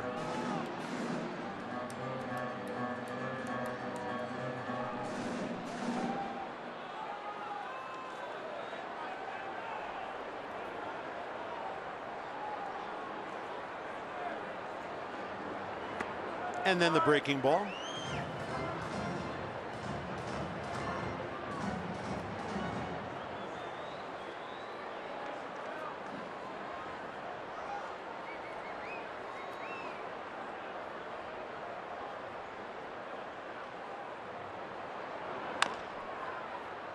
You know, I'm thinking back to 2012 when Ross Detweiler pitched that game. I think it was against the Dodgers to get the Nats into the playoffs. And I remember their celebration. There were some hugs around the mound. Nothing big, though. They knew they were going to win the division, too, so it was their first time ever in the playoffs, and it was a subdued reaction. I think Jason Worth and the boys did a toast in the clubhouse, but it was nothing crazy.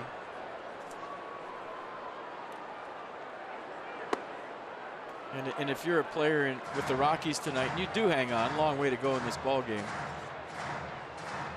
It'll be interesting to see. I think based on the fact that they were in the wild card game last year, lost it, that I don't think there's going to be a huge celebration tonight. We'll see. If they win, long way to go.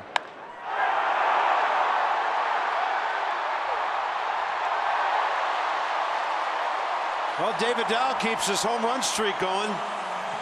That ball was a no-doubter. 5-2 Colorado. 5 straight games with a home run for Dahl. He's on fire.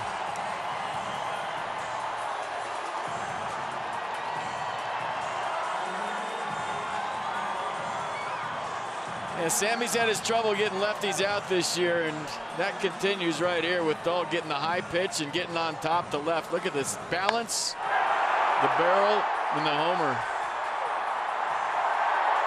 That was a rocket.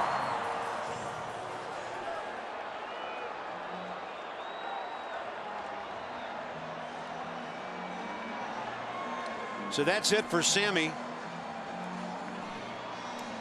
Next up, Nolan Arenado for the Rockies against Miller.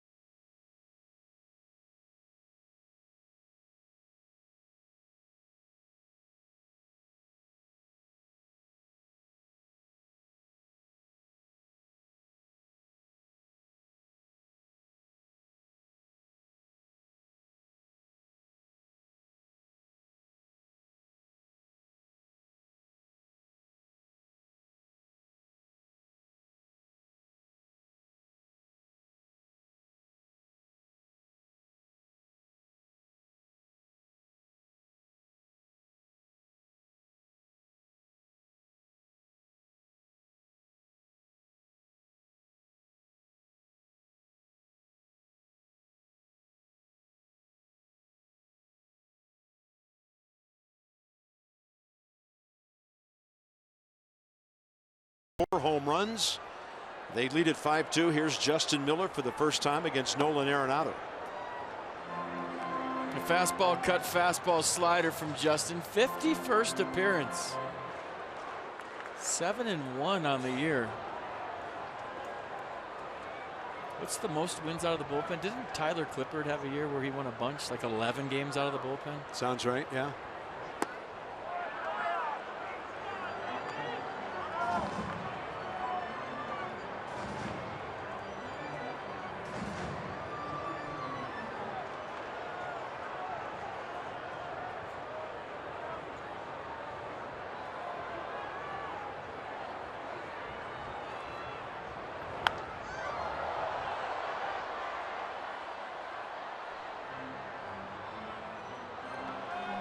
So the Rocks box, a lot of home runs, back-to-back. Bottom of the order, Desmond and Ionetta last inning. Ian's was a 2-run shot. The big blow of this game put him back on top. And now David Dahl has added another here in the 6th.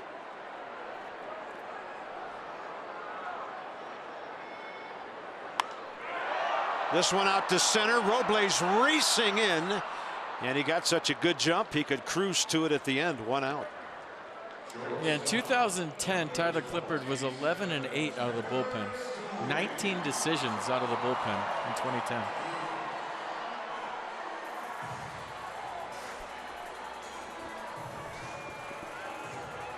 (2010) that was. Yeah, and if you have a good ball club offensively, often that'll happen with a 7th or 8th inning guy. He'll come in and pitch an inning. Ball club will get some runs. The closer comes out and saves it, and you get the W. And I'm being told that those 11 wins led the staff that year. Levon had 10.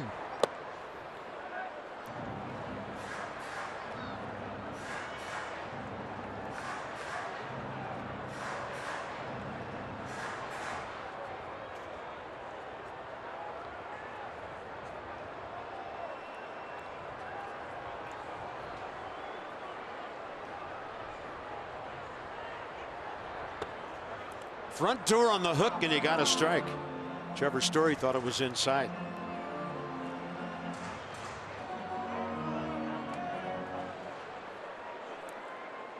He was right, but he was wrong.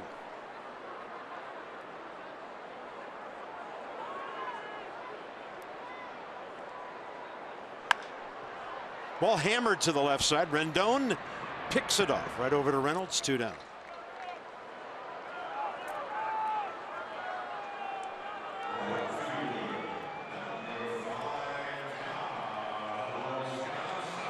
Carlos Gonzalez is next.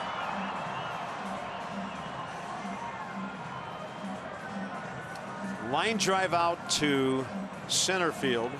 And we did note at the time, but his dribbler to the right side last time that Sanchez couldn't turn into an out and didn't have much chance to do so, would set the stage for a big inning.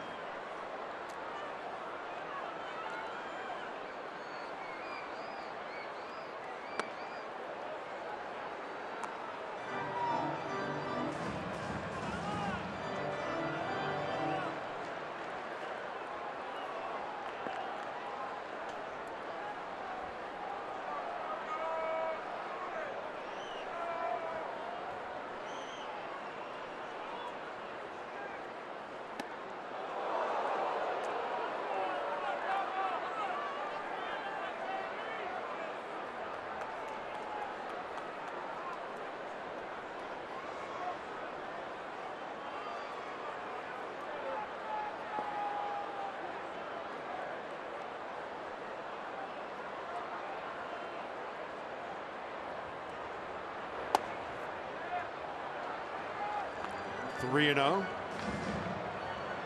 Green light situation. He's been swinging it.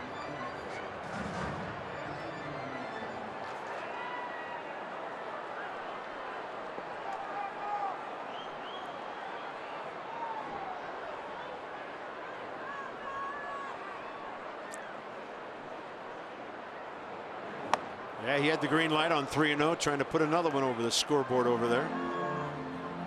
Carlos Gonzalez is hit 15 this year, driven in 63. You should be fined as a player if you don't swing 3-0 here and it's a strike. Here? Yeah, in this ballpark. Yeah, yeah.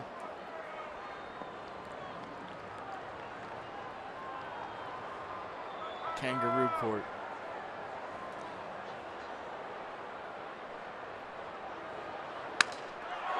Busted his bat. It's unreachable for Sanchez. Cargo going to second, and Bryce had a shot until he dropped it, trying to make the exchange. A long shot, probably. Carlos Gonzalez is 2 for 3. Tell you what, he had a bullet his first time up, a swinging bunt to second that he beat out his second time up.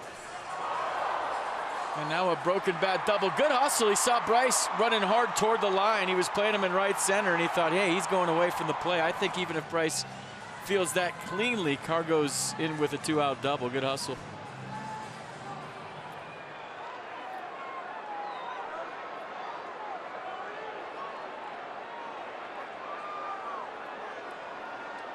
Well, that gets the crowd going here again with 2 outs, and here's Ian Desmond. Ian's 0 for 1 career against Justin Miller. He'll pull it left side on the charge, Rendon. And to Reynolds, that's it for the Rocks in the bottom of the 6th. Bryce Harper has a couple of knocks and a line out. Now the Nats are down by 3.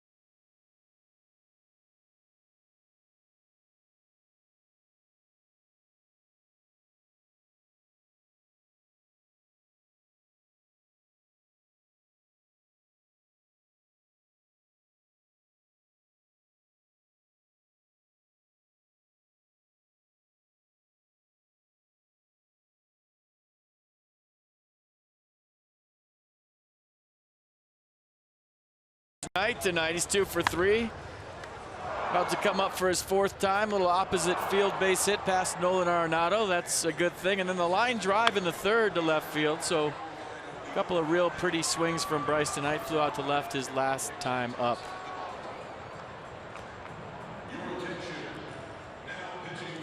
So we're going to the top of the 7th. Getting kind of late here. 5-2. Harper coming up. Rockies on top. They're going to come with another lefty, Harrison Musgrave. 34th appearance, 34 hits in 43 innings. Not a strikeout guy, and he's had control issues with 22 walks, 32 Ks.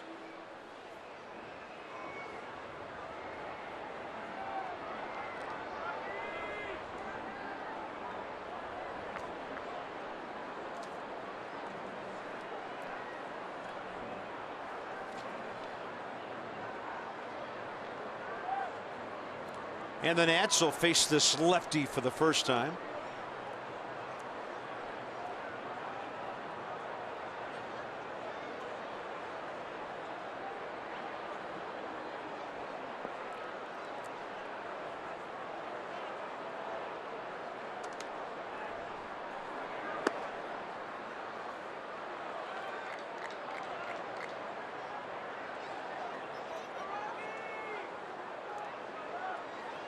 Harrison fastball slider change. Fastball averages 91 miles an hour.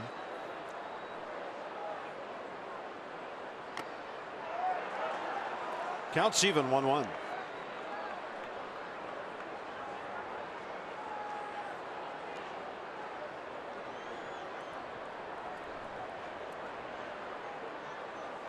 Well, 7th inning, Harper, Rendon, Soto. This, I think, safe to say, a high leverage situation for the Rockies relievers. That's close and a good take by Bryce.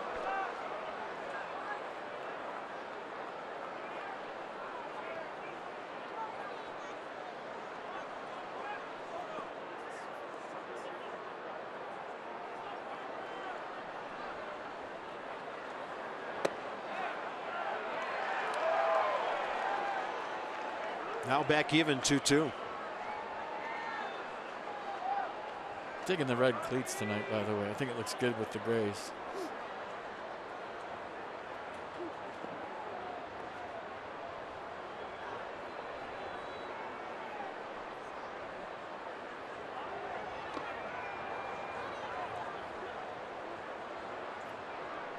So one batter deal, Carp. What do you think? Got a righty up in the bullpen. Yeah, sometimes it depends on whether the guy gets on. If you retire him, then there's another lefty, Soto, after Rendon. But if Bryce gets aboard, then Soto could eventually be the tying run. So we'll see how it goes. 3-2, and Bryce, that ball hit the lip of the grass and stayed down, and LeMahieu had to make an adjustment, and he did it well. Ball had some hair on it. Bryce hitting the ball sharply, and here comes Bud Black. There's the answer to your question. Yeah, nice play. Love the two-strike approach. They have a lot of right-handers out there. Everybody does this time of the year. And we're expecting Scott Oberg to be next for the Rockies. They've got 8 outs to get to clinch postseason.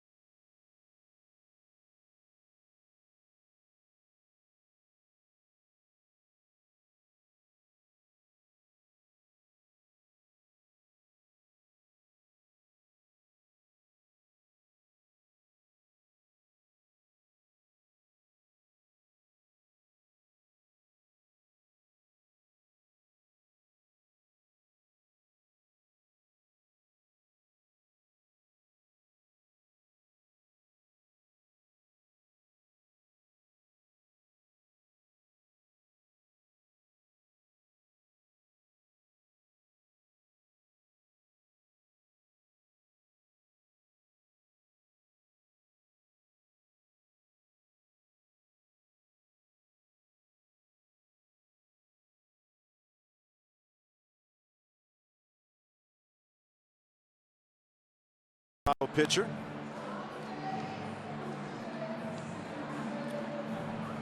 Scott Oberg, 28 years of age, from Tewksbury, Massachusetts, and for the right-hander, this will be his 55th appearance. 43 hits in 57 innings, so that adds up to a .210 opponent's batting average, and he's a strikeout guy. Yeah, righty's just 174 against the fastball slider change combination. Fastball averages 95. He throws it 55% of the time. Relies heavily on the slider at 87.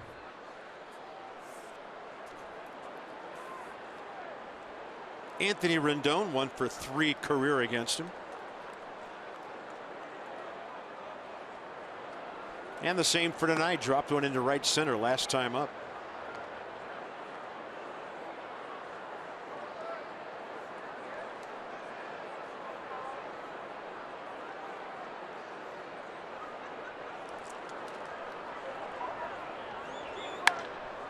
That ball pretty well hit. High in the air, right center. And off the top of the wall, and Gonzalez couldn't get it. Anthony's into second with his league-leading 44th double of the season. That's why they call him Tony Two Bags, and if that new fence wasn't there, this would have been a home run. 25 is his career high. He's got 24 right now. He'll take the one-out double. Yeah, halfway up that wall. I thought it was out of here when he hit it. He'll settle for a double, and now Juan Soto trying to make this a 2-run deficit or less. Soto, 2 balls to left, 1 high in the air deep, 1 a line drive out, and he walked in between.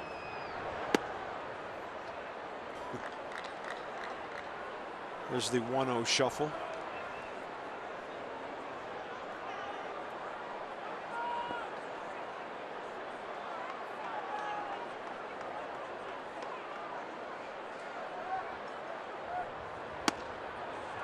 It's a good pitch. Juan thought it was in. Yeah, no extension possible on that.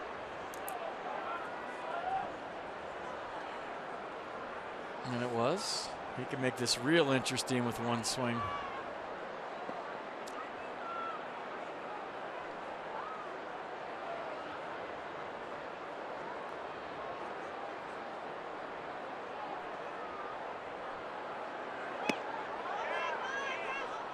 No swing.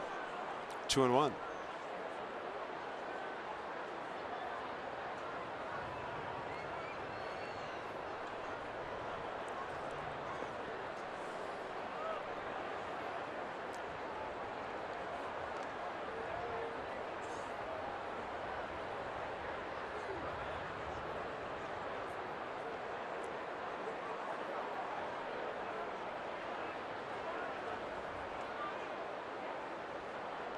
That was a step off and look at the runner like, I'm convinced you're doing something. Because up by 3, you know he's not stealing. And whenever you see a guy step off and kind of walk toward the runner, he's like, dude,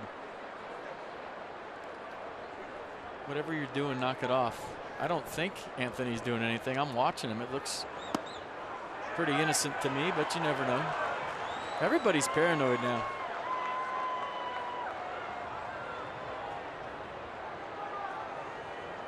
And maybe rightly so. Hey, last weekend of the season, there's something writing on every single pitch that leaves a pitcher's hand.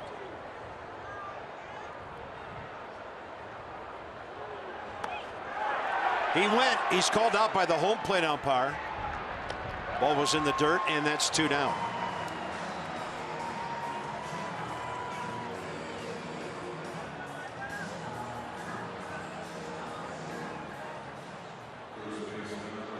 But he took off and didn't argue, which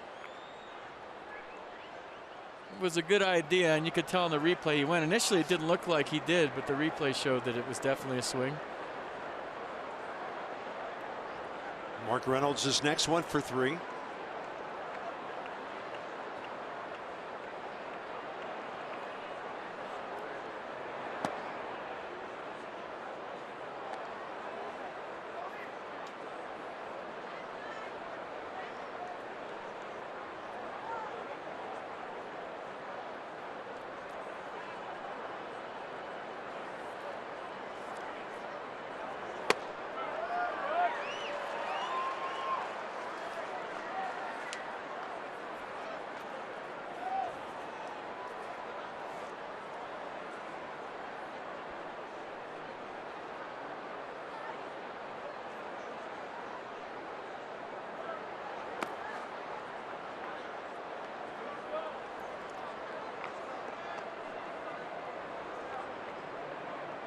You know, I always thought you think about home runs at Coors Field, but bloopers seem to happen here more than anywhere with the spacious outfield. Guys playing deep. They know the ball is going to carry. Yeah. A big reason why you see the high averages here by the Rockies players is A, they can hit, but B, there's so much room for hits to drop. You go to a place like Cincinnati, there's nowhere for hits to drop there. You play in small ballparks, you either got to hit a homer off the wall or there's no hits. So when you see a guy like Joey Votto who plays 81 games in a ballpark where there's no room for hits, it's impressive. And well, Mark Reynolds' first at bat tonight was one out to left center. Anthony Rendon has one to right center. That's a hard to reach breaking ball, and the count goes 3-2 to Mark.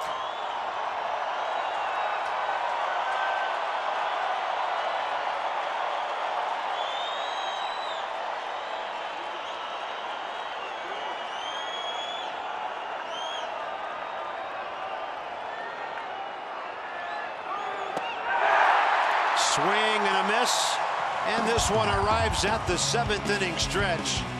Getting real late at Coors Field. Rockies by 3.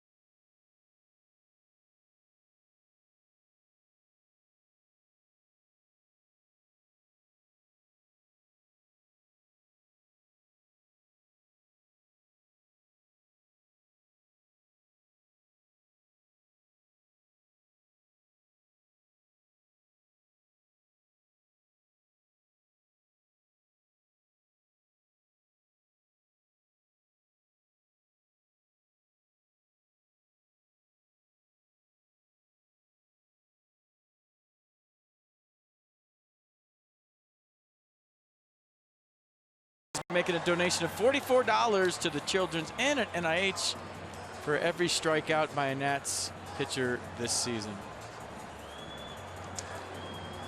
Nationals' fourth pitcher of the night, Jimmy Cordero. Rockies will see him for the first time. So it's going to be his 21st game. 22 hits, 12 strikeouts, but 11 walks in 17 innings so far. Well, you know about the big fastball, upper 90s. Good slider to go with it. No sun's out, but the guns are out.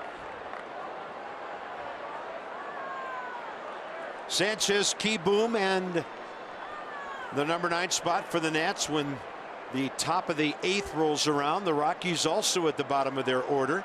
Chris Iannetta, fastball, base hit. Right at Bryce Harper, who's playing in the equivalent of the right center field gap.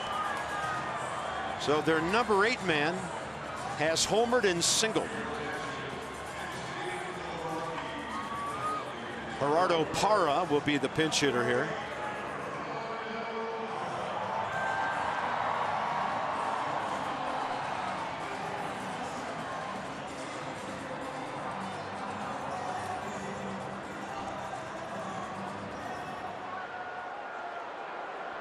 Parra's a good bunter, up by 3. I'm sure Bud Black would like it to be up by 4, but do you ever bunt in this ballpark?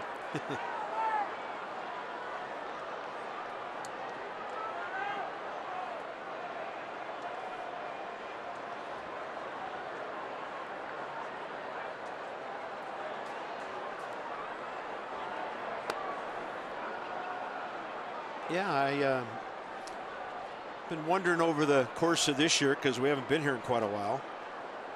So many analytics in the game now, but do many of those analytics apply to a place like Coors Field? The game is played so differently here as a rule. Well, I think launch angle and exit velocity definitely play here. Yeah, well, they happen no matter what. I just, are you even more reluctant to give up and out here maybe than you are somewhere else? You know, I've talked to people that have been around here a long time. And one guy who actually used to run the Rockies, and they said that they would be more aggressive at home. They would be so anxious to get back in their home unis and be rewarded for barrel to baseball that a lot of times they come off a road trip and swing at pitches they normally wouldn't, and their discipline at home was worse than it was on the road. Understandable. Yeah. But on the road, as you've seen in the past with certain hitters, a lot of fly ball outs. So you hone your swing for 81 home games in this park. Up the middle, Trey Turner. He'll turn the double play. But I think the real thing you have to be in this park is discipline. Taylor made, or Turner made. Yeah, and it's a good thing Cordero fanned on that with his glove, isn't it? Yeah. Hit the mound and then went for the 6-3. We talked about some of the other electric arms in the Rockies bullpen, other than Wade Davis, the closer, and Adam Ottavino fits that description.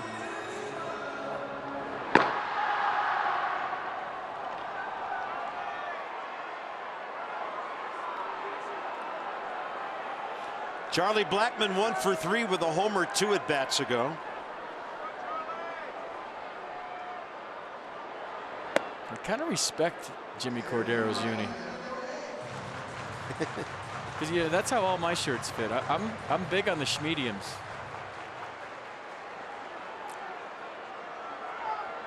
And I think that's a schmedium.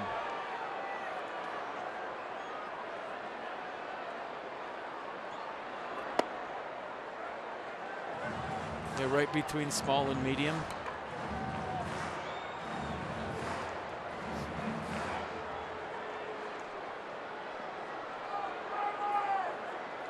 That's how we did it in the 90s. You couldn't get your uniform tailored tight enough in the 90s. Swing and a miss on 98. Keyboom catching it just above the dirt. I mean, we basically all wore yoga pants. And then tailored the sides and the sleeves as short and as tight as they go.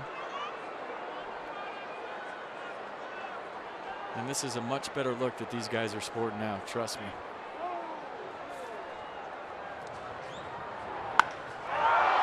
Loud sound, high fly ball, Robles. He is there.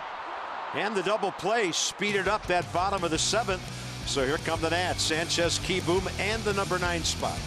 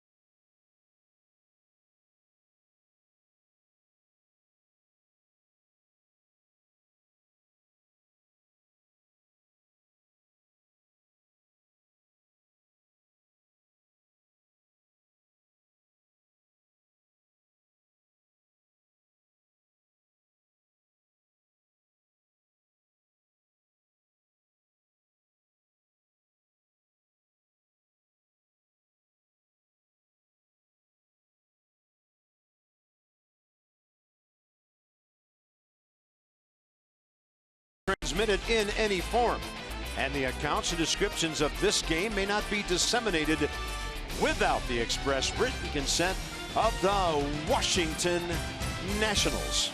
That's Denver. This ballpark opened in '95 in Lodo, and a lot like Nationals Park, they've had longer to do it. A whole neighborhood has sprung up around this ballpark. Lots of new condos and businesses. Thanks for the tour, Bob. Nats Plus members are on sale. That was Denver. Denver. Thank you very much for 2019. Joyce, you're the best members in baseball and all of baseball. Go to natsplus.com to get your tickets. 29 tickets on sale. Juan Soto did not go in that. So Davey Martinez going to the bench right here. Adam Eaton against Adam Ottavino. You come in expecting mid to high 90s, and you get a breaking ball in the first pitch. 74 games, 77 innings, 111 strikeouts. Well, he throws that slider 47% of the time, and the fastball only 43% of the time. Mix in a cut fastball, so Adam Eaton didn't like that call. And he wants to hit 300, so all these at-bats count.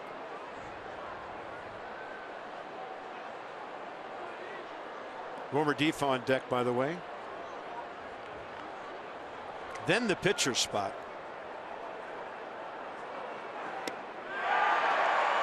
There's that nasty 96 tailing away. Wow.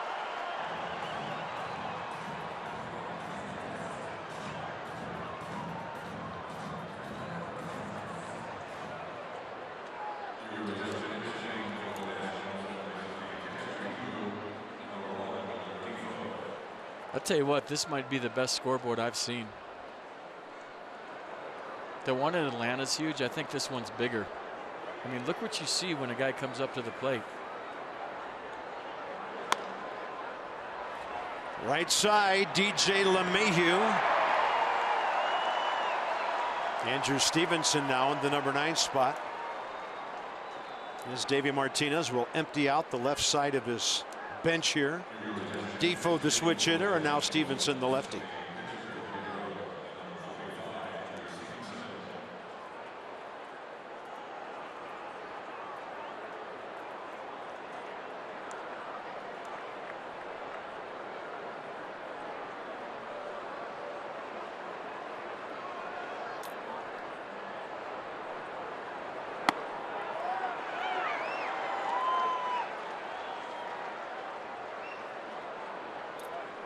It's Wander Suero in the trees.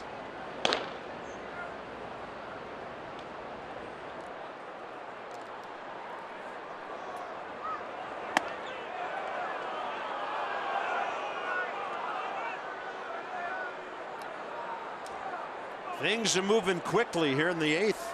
Stevenson trying to slow down, get on base, get Robles in there. The Nats down by 3. Rockies will have to go through the heart of the Washington order one more time. And this one out to center. Charlie Blackmon has it, and that was a quick top of the 8th. Nats will have to keep this within 3.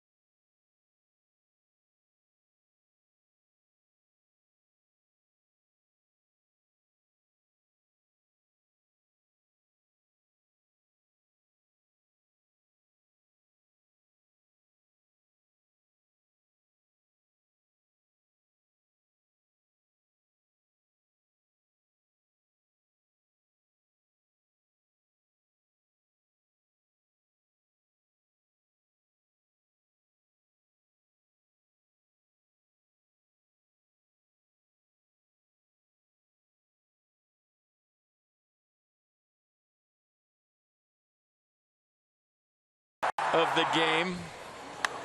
Well, first of all, Ian Desmond went deep, number 22. 30 local Ford dealers for great savings on cars, trucks, and SUVs. And then after that, Chris Iannetta would go deep. And there's your game summary. 5-2. Wander Suero on for the bottom of the 8th. And that is a protected area you're looking at by the Colorado Forest Service right there. It's protected. And real. I don't think it is, but it should be. Thanks for the tour. Yeah. Wander Suero for the bottom of the 8th. LeMahieu, Dahl, and Arenado. So for Wander, his 40th ball game. You're trying to sell houses. I'm trying to sell property. I like, if you own property here, I like it. I like that more than the housing. I got some swampland in Florida. Nah. Well, we're looking for pine trees and elevation. Wilmer Defoe stays in after pinch hitting to play second base, and Pedro Severino takes over behind the plate.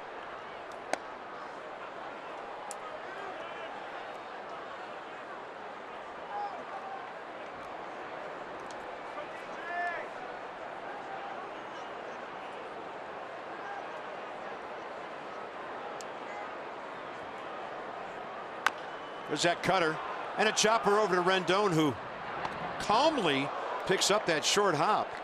And a good job by Mark Reynolds to stay on the bag. Same time tomorrow night, game 2 of this weekend series. Steven Strasburg is 9-7 with a 377. And by the way, 7-2 on the road in 9 starts. And then the Rockies, one of their good young right-handers is John Gray. He's 12-8. But the Nats have roughed him up in the past, 0-2. Get you going at 7:30 tomorrow night. Nats Extra on Masson 2. Who's in this?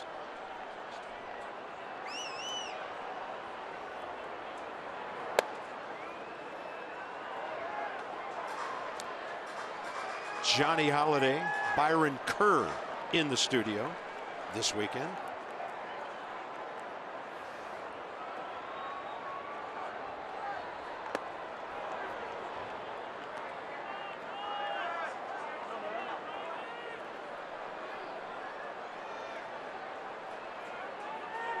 Well, David Dahl hit one out of here last time. Second deck right field.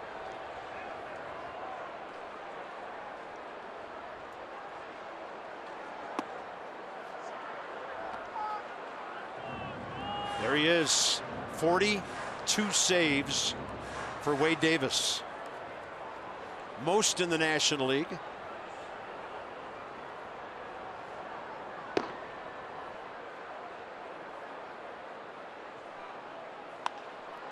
Pretty good jammage right there. No problem for Anthony Rendon, playing a shortstop position on the shift. 2 down.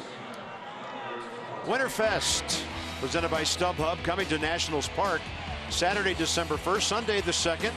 Early bird pricing available now. Purchase your Winterfest tickets by September 30th. That is Sunday. Visit nationals.com. Autographs, activities, lots of fun for the kids. If you're a Nats fan and you've never been to Winterfest, you have to come. Never know who you might be walking around and rubbing elbows with among the playing staff and even a broadcaster here and there.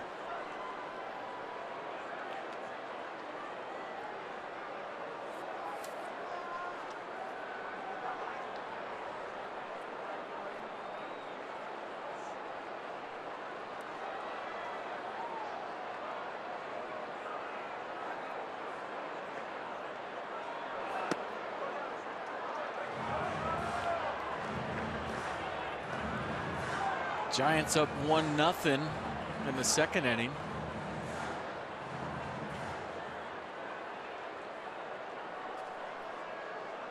With Madison Bumgarner on the mound, you wonder, well, Rockies hold on here. They'd be up by 2 with 2 to play. Does that accelerate what was supposed to be just some handshakes and a toast tonight? Yeah, maybe. Well, it's only the second inning, though. Yeah, they'd have to wait around for a long time. Now the Rockies are taking care of their business. The Nats have 3 outs with which to work in the top of the order coming up. Suero with that cutter. It's fouled away the other way.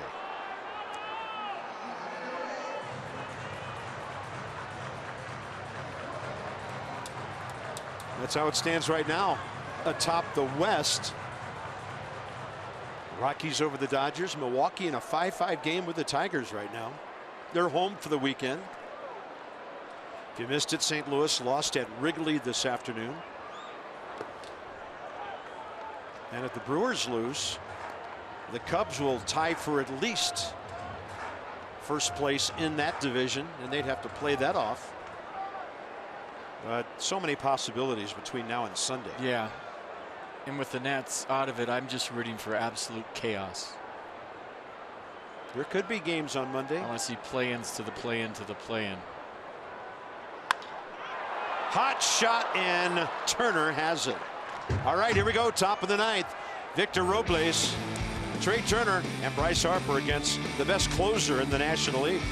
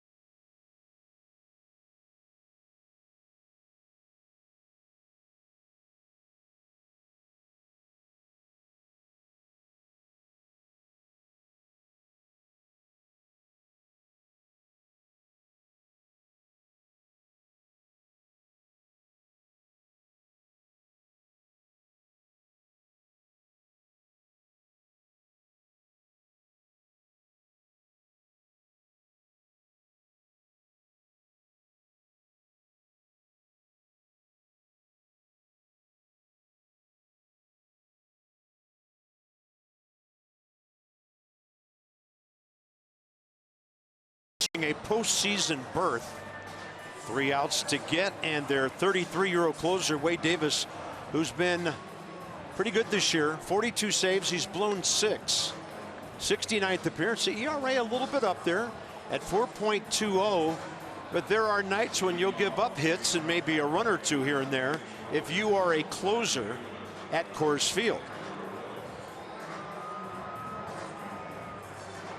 So fastball, cutter, curveball, 3 pitches. Fastball averaging 94 miles an hour, and everyone on their feet here at Coors Field, at least down the left field line.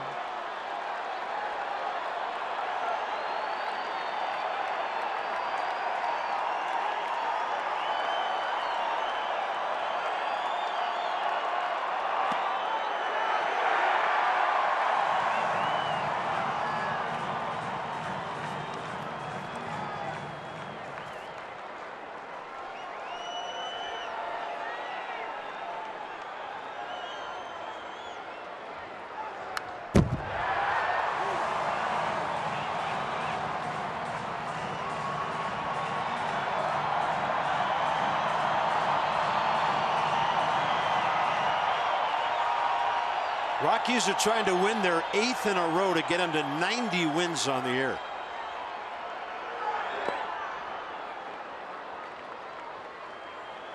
How many did they win that one year to get into the wild card? Wasn't it like 13 in a row to end the season? I know they won 21 out of 22 at one stretch.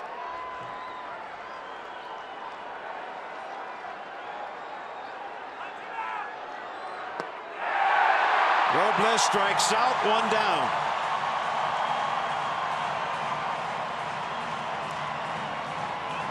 Rockies won exactly 90 games in 2007. They won 14 of their last 15. Then they had to play a play-in game to get into the wild card game, and eventually went to the World Series where they were swept by the Red Sox. Trey Turner, 0 for 1 career against Wade Davis.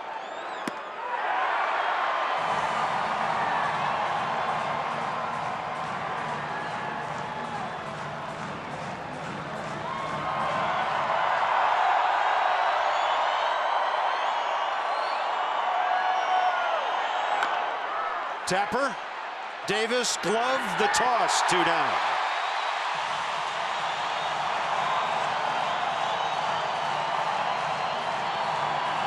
Well, their setup guy threw 7 pitches last inning, 6 strikes out of Vino, and Davis appears to be in a big-time hurry to end this game. Bryce Harper's 3 for 5 against him.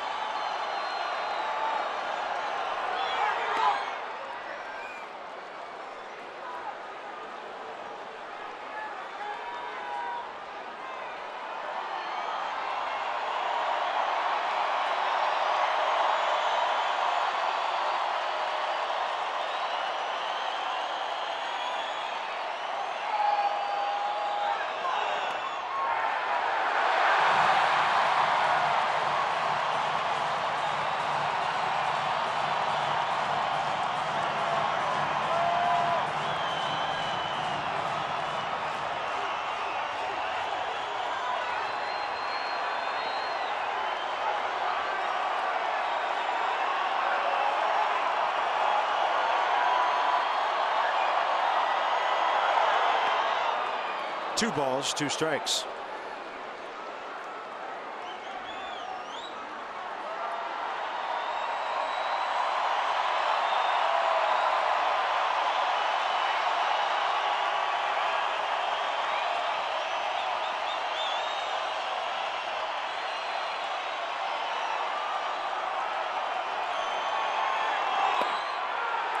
Game over.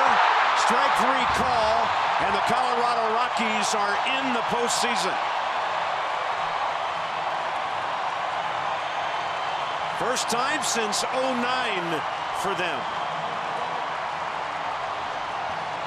He quick pitched Bryce. Bryce didn't like the call. And he looked up and the pitch was on its way.